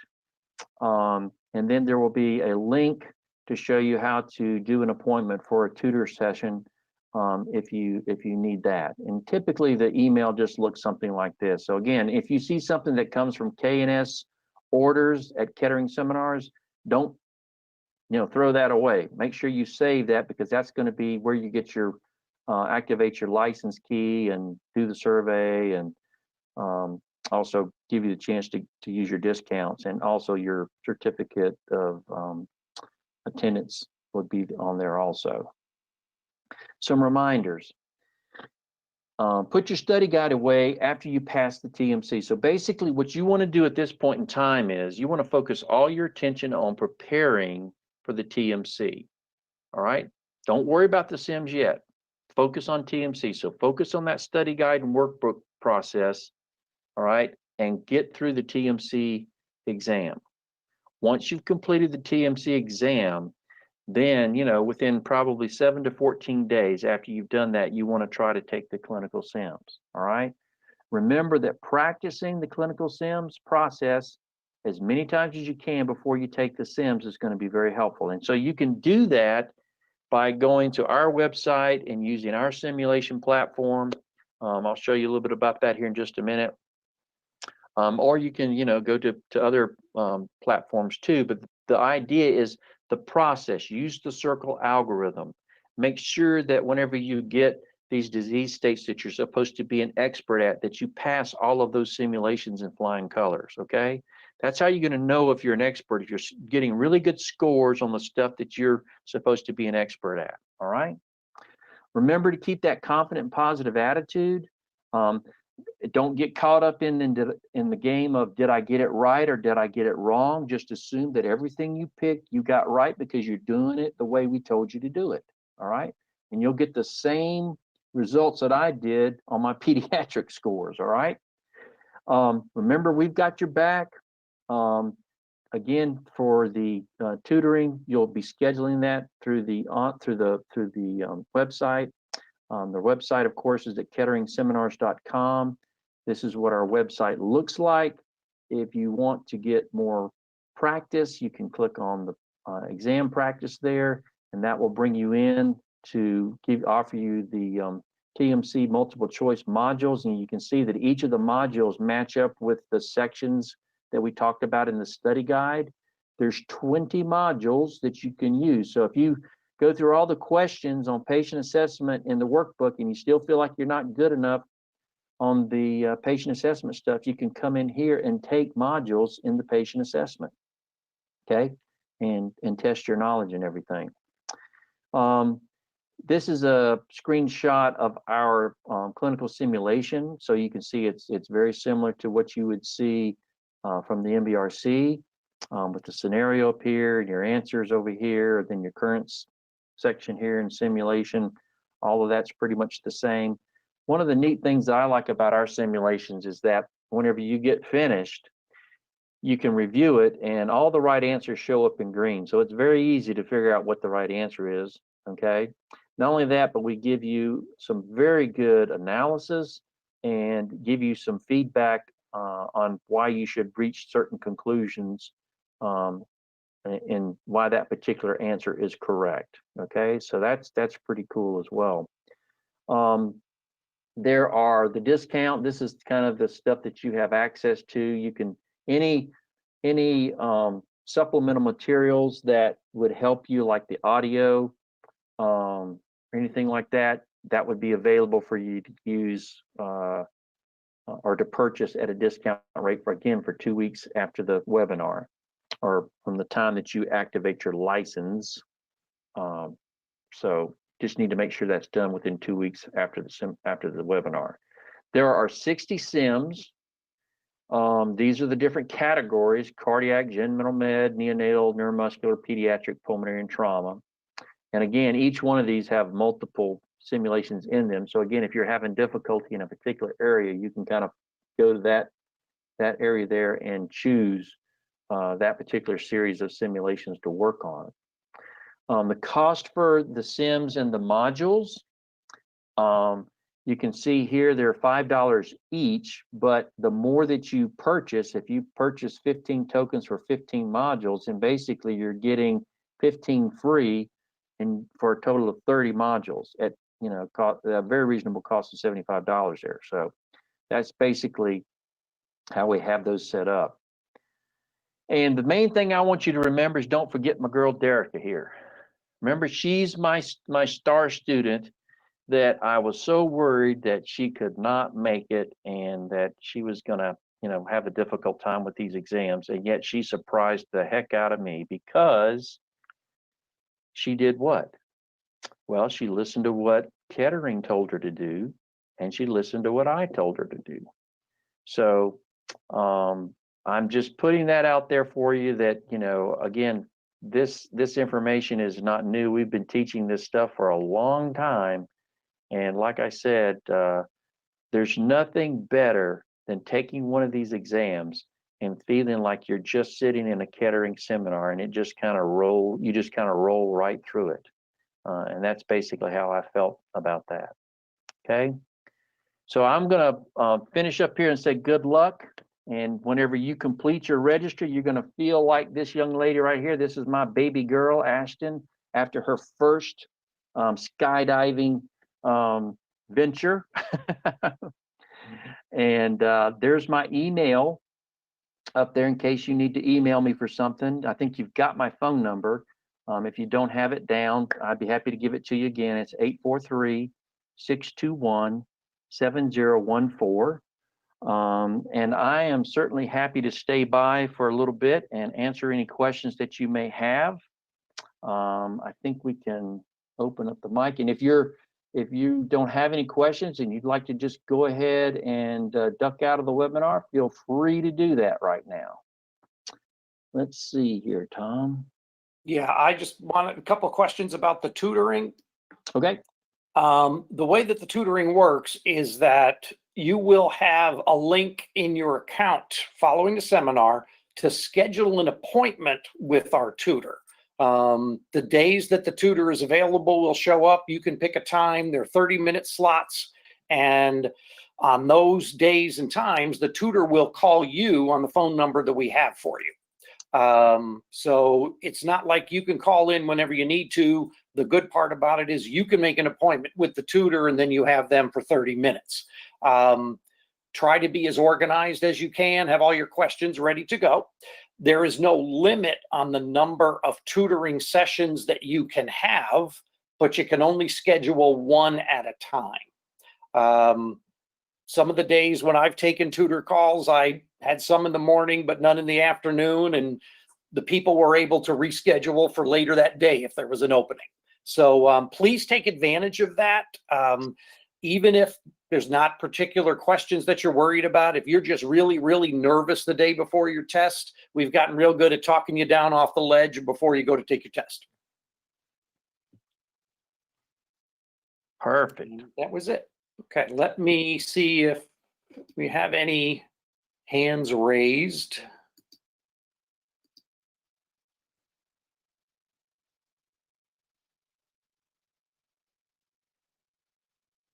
No, I don't see any. Well, wait a minute. Yep, there's one. Okay. Epinola, if you want to unmute yourself and ask your question. No, I didn't have a question. I just wanted to say that I enjoy your class. Thank you. Well, thank you very much. I appreciate that. And I'm glad you're able to be with us here for these last few days. Thank you. Bye-bye. Bye.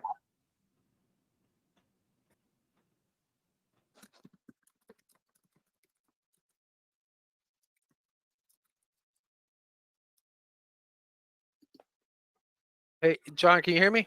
Yes, Yeah, I can hear go ahead. Quick question, just to verify.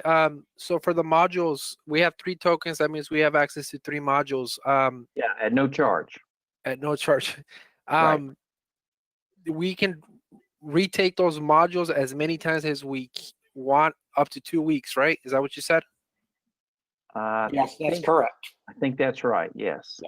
Perfect. But Thank you. here's the thing though. I want to say this because a lot of people sometimes taking the same thing over and over and over and over and over again, it's not going to help you. All right.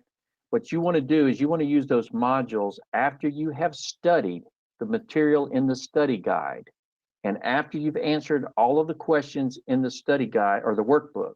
Okay. And if you're still having issues with a particular section in the study guide, then you'll use those modules to give you additional questions to practice to see if you've got it. So you're using them as an assessment tool. Don't use them as a learning tool. The learning should take place before you do the module. Got it. And one more question. One thing I kind of noticed, we were taught that a contraindication for non-invasive ventilation was unable to protect your airway.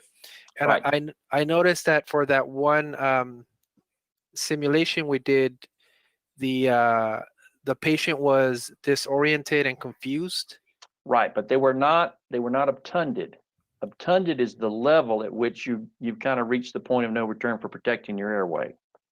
Okay, that's what I wanted to clarify on. Okay, Right. but like you said, for COPDers, we want to stay away from the. If they, with COPD, before you put them on invasive ventilation, if they offer you non-invasive and they're able to protect their airway, then you want to use that first. That's a preferred therapy as opposed to invasive intubation and invasive mechanical ventilation. Perfect. Thank you very much. Right. All right, you're welcome.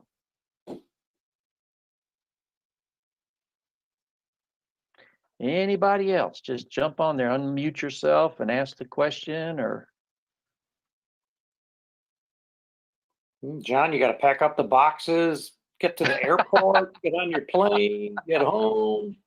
I know, Tom, this really spoils me, I'm telling you. All right, Jose, did you have a question? He answered my question already. Okay, thanks. Okay. Your hand was up. That's all. Yeah.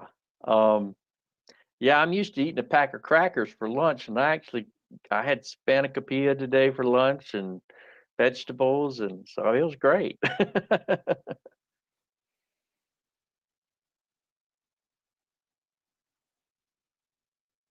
Anybody else?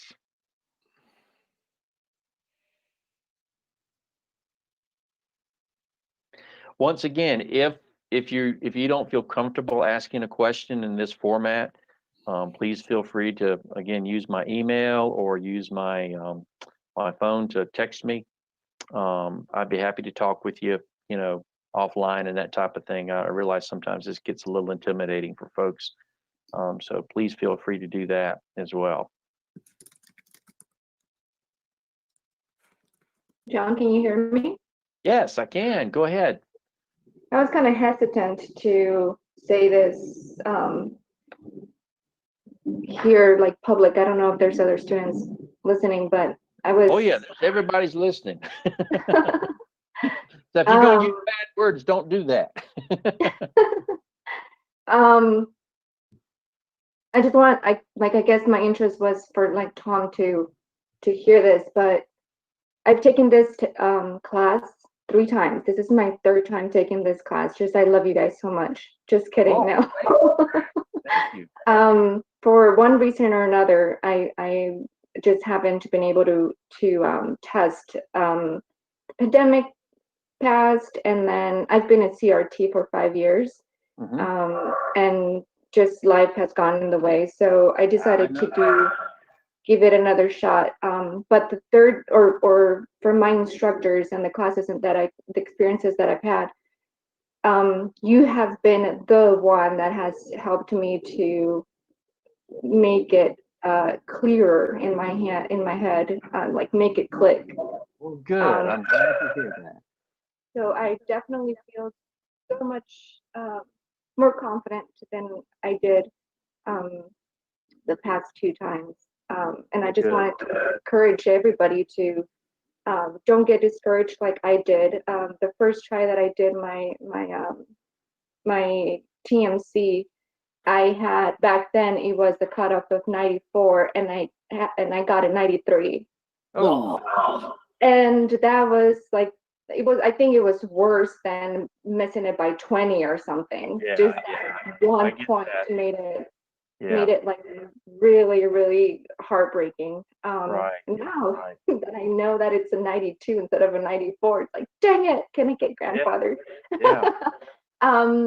And I never actually gave it a try again. I was just discouraged. I got my CRT and I started working. I love this profession, and for all those newcomers, you guys couldn't have picked a better profession. You guys will enjoy it and love it, and I hope that you guys really do your job with the passion to help patients and not for the money.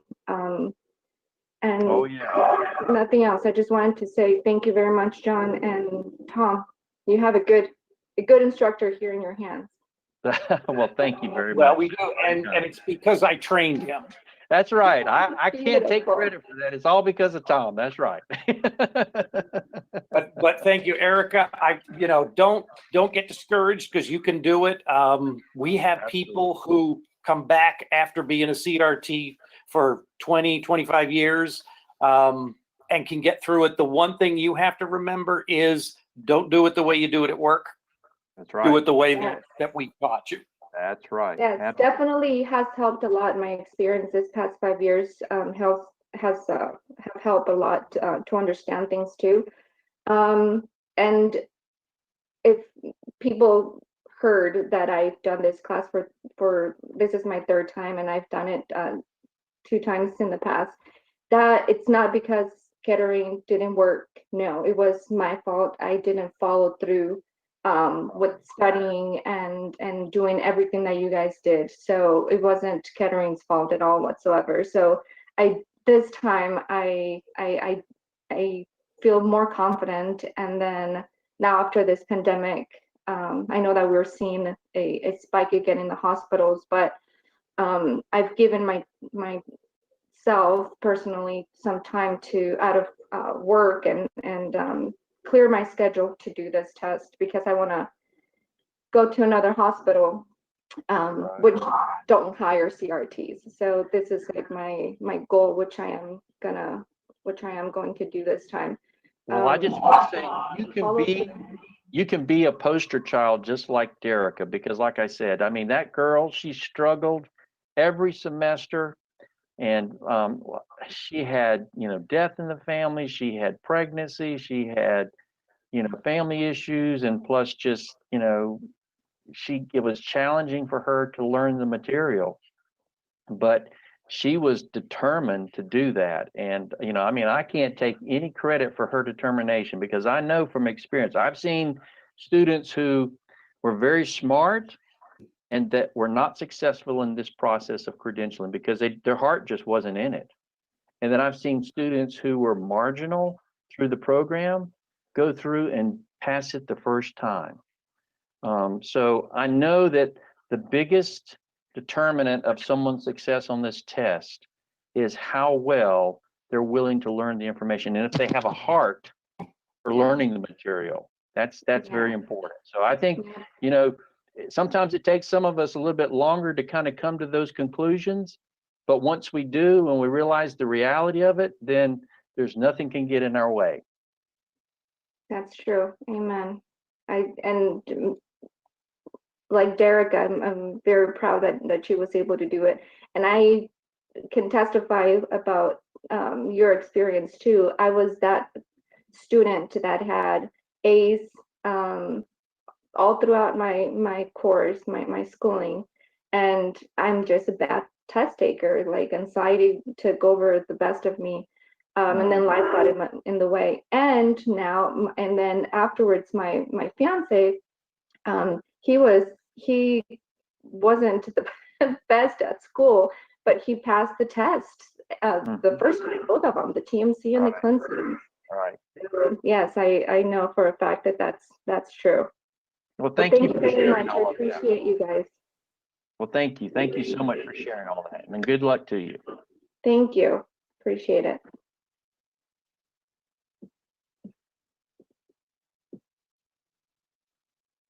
You got anybody else or anything I on think your we're end, good. Tom? Hey, good afternoon, John. Hey, Just a quick question hi, for you. Roberto. Yes. Hi there. I'm an RT student. I plan on taking my boards at the end of this year or early January. Yeah. And I'm also interested in taking the ACCS, but the NBRC says that I have to have my RRT for 1 year before I can take it. That's right. They want you to get your lumps and bumps before before they beat up on you again. So if I bought, let's say I bought the ACCS study package today with my discount code, will Right. I have access to it next year in December or January when I'm ready to take that exam? So Well, what you have to do is you can't use the access code for the ACCS preparatory material. It's only good for the TMC and CSE for this seminar, okay?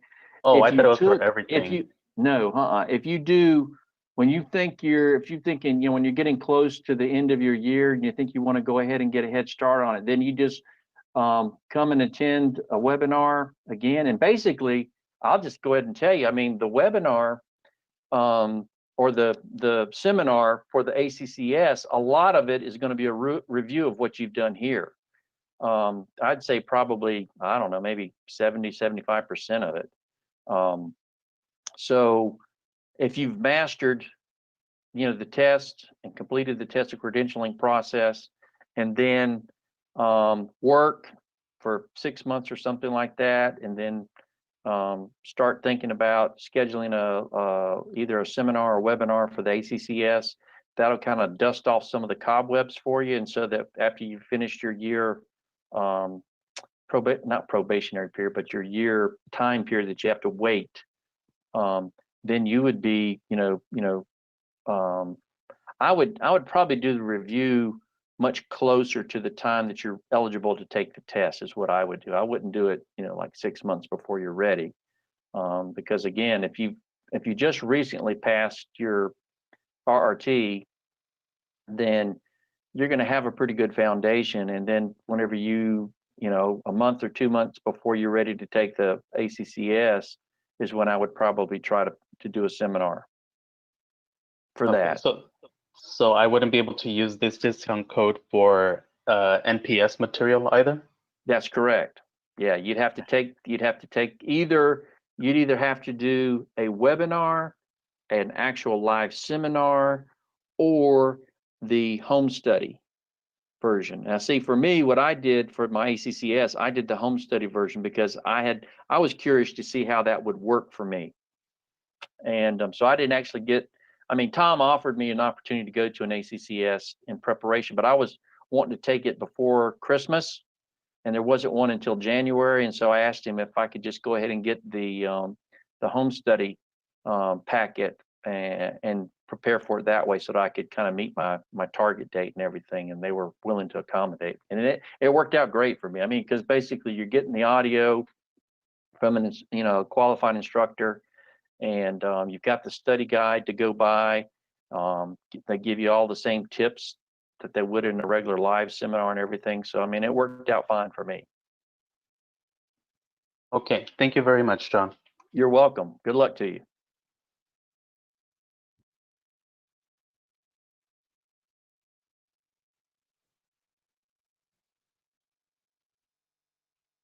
Wow, Tom, we still have 30 on there.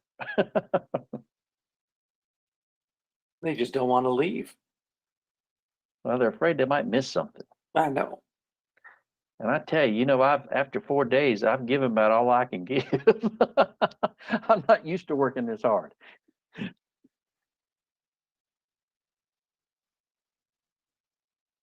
All right. I don't think maybe we've got everything completed.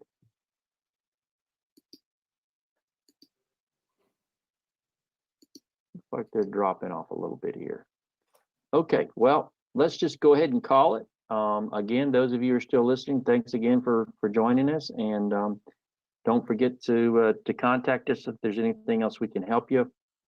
And we wish all of you the best. And Tom, thank you again for all of your hard work, and Kim for her hard work for backing me up and keeping me out of trouble.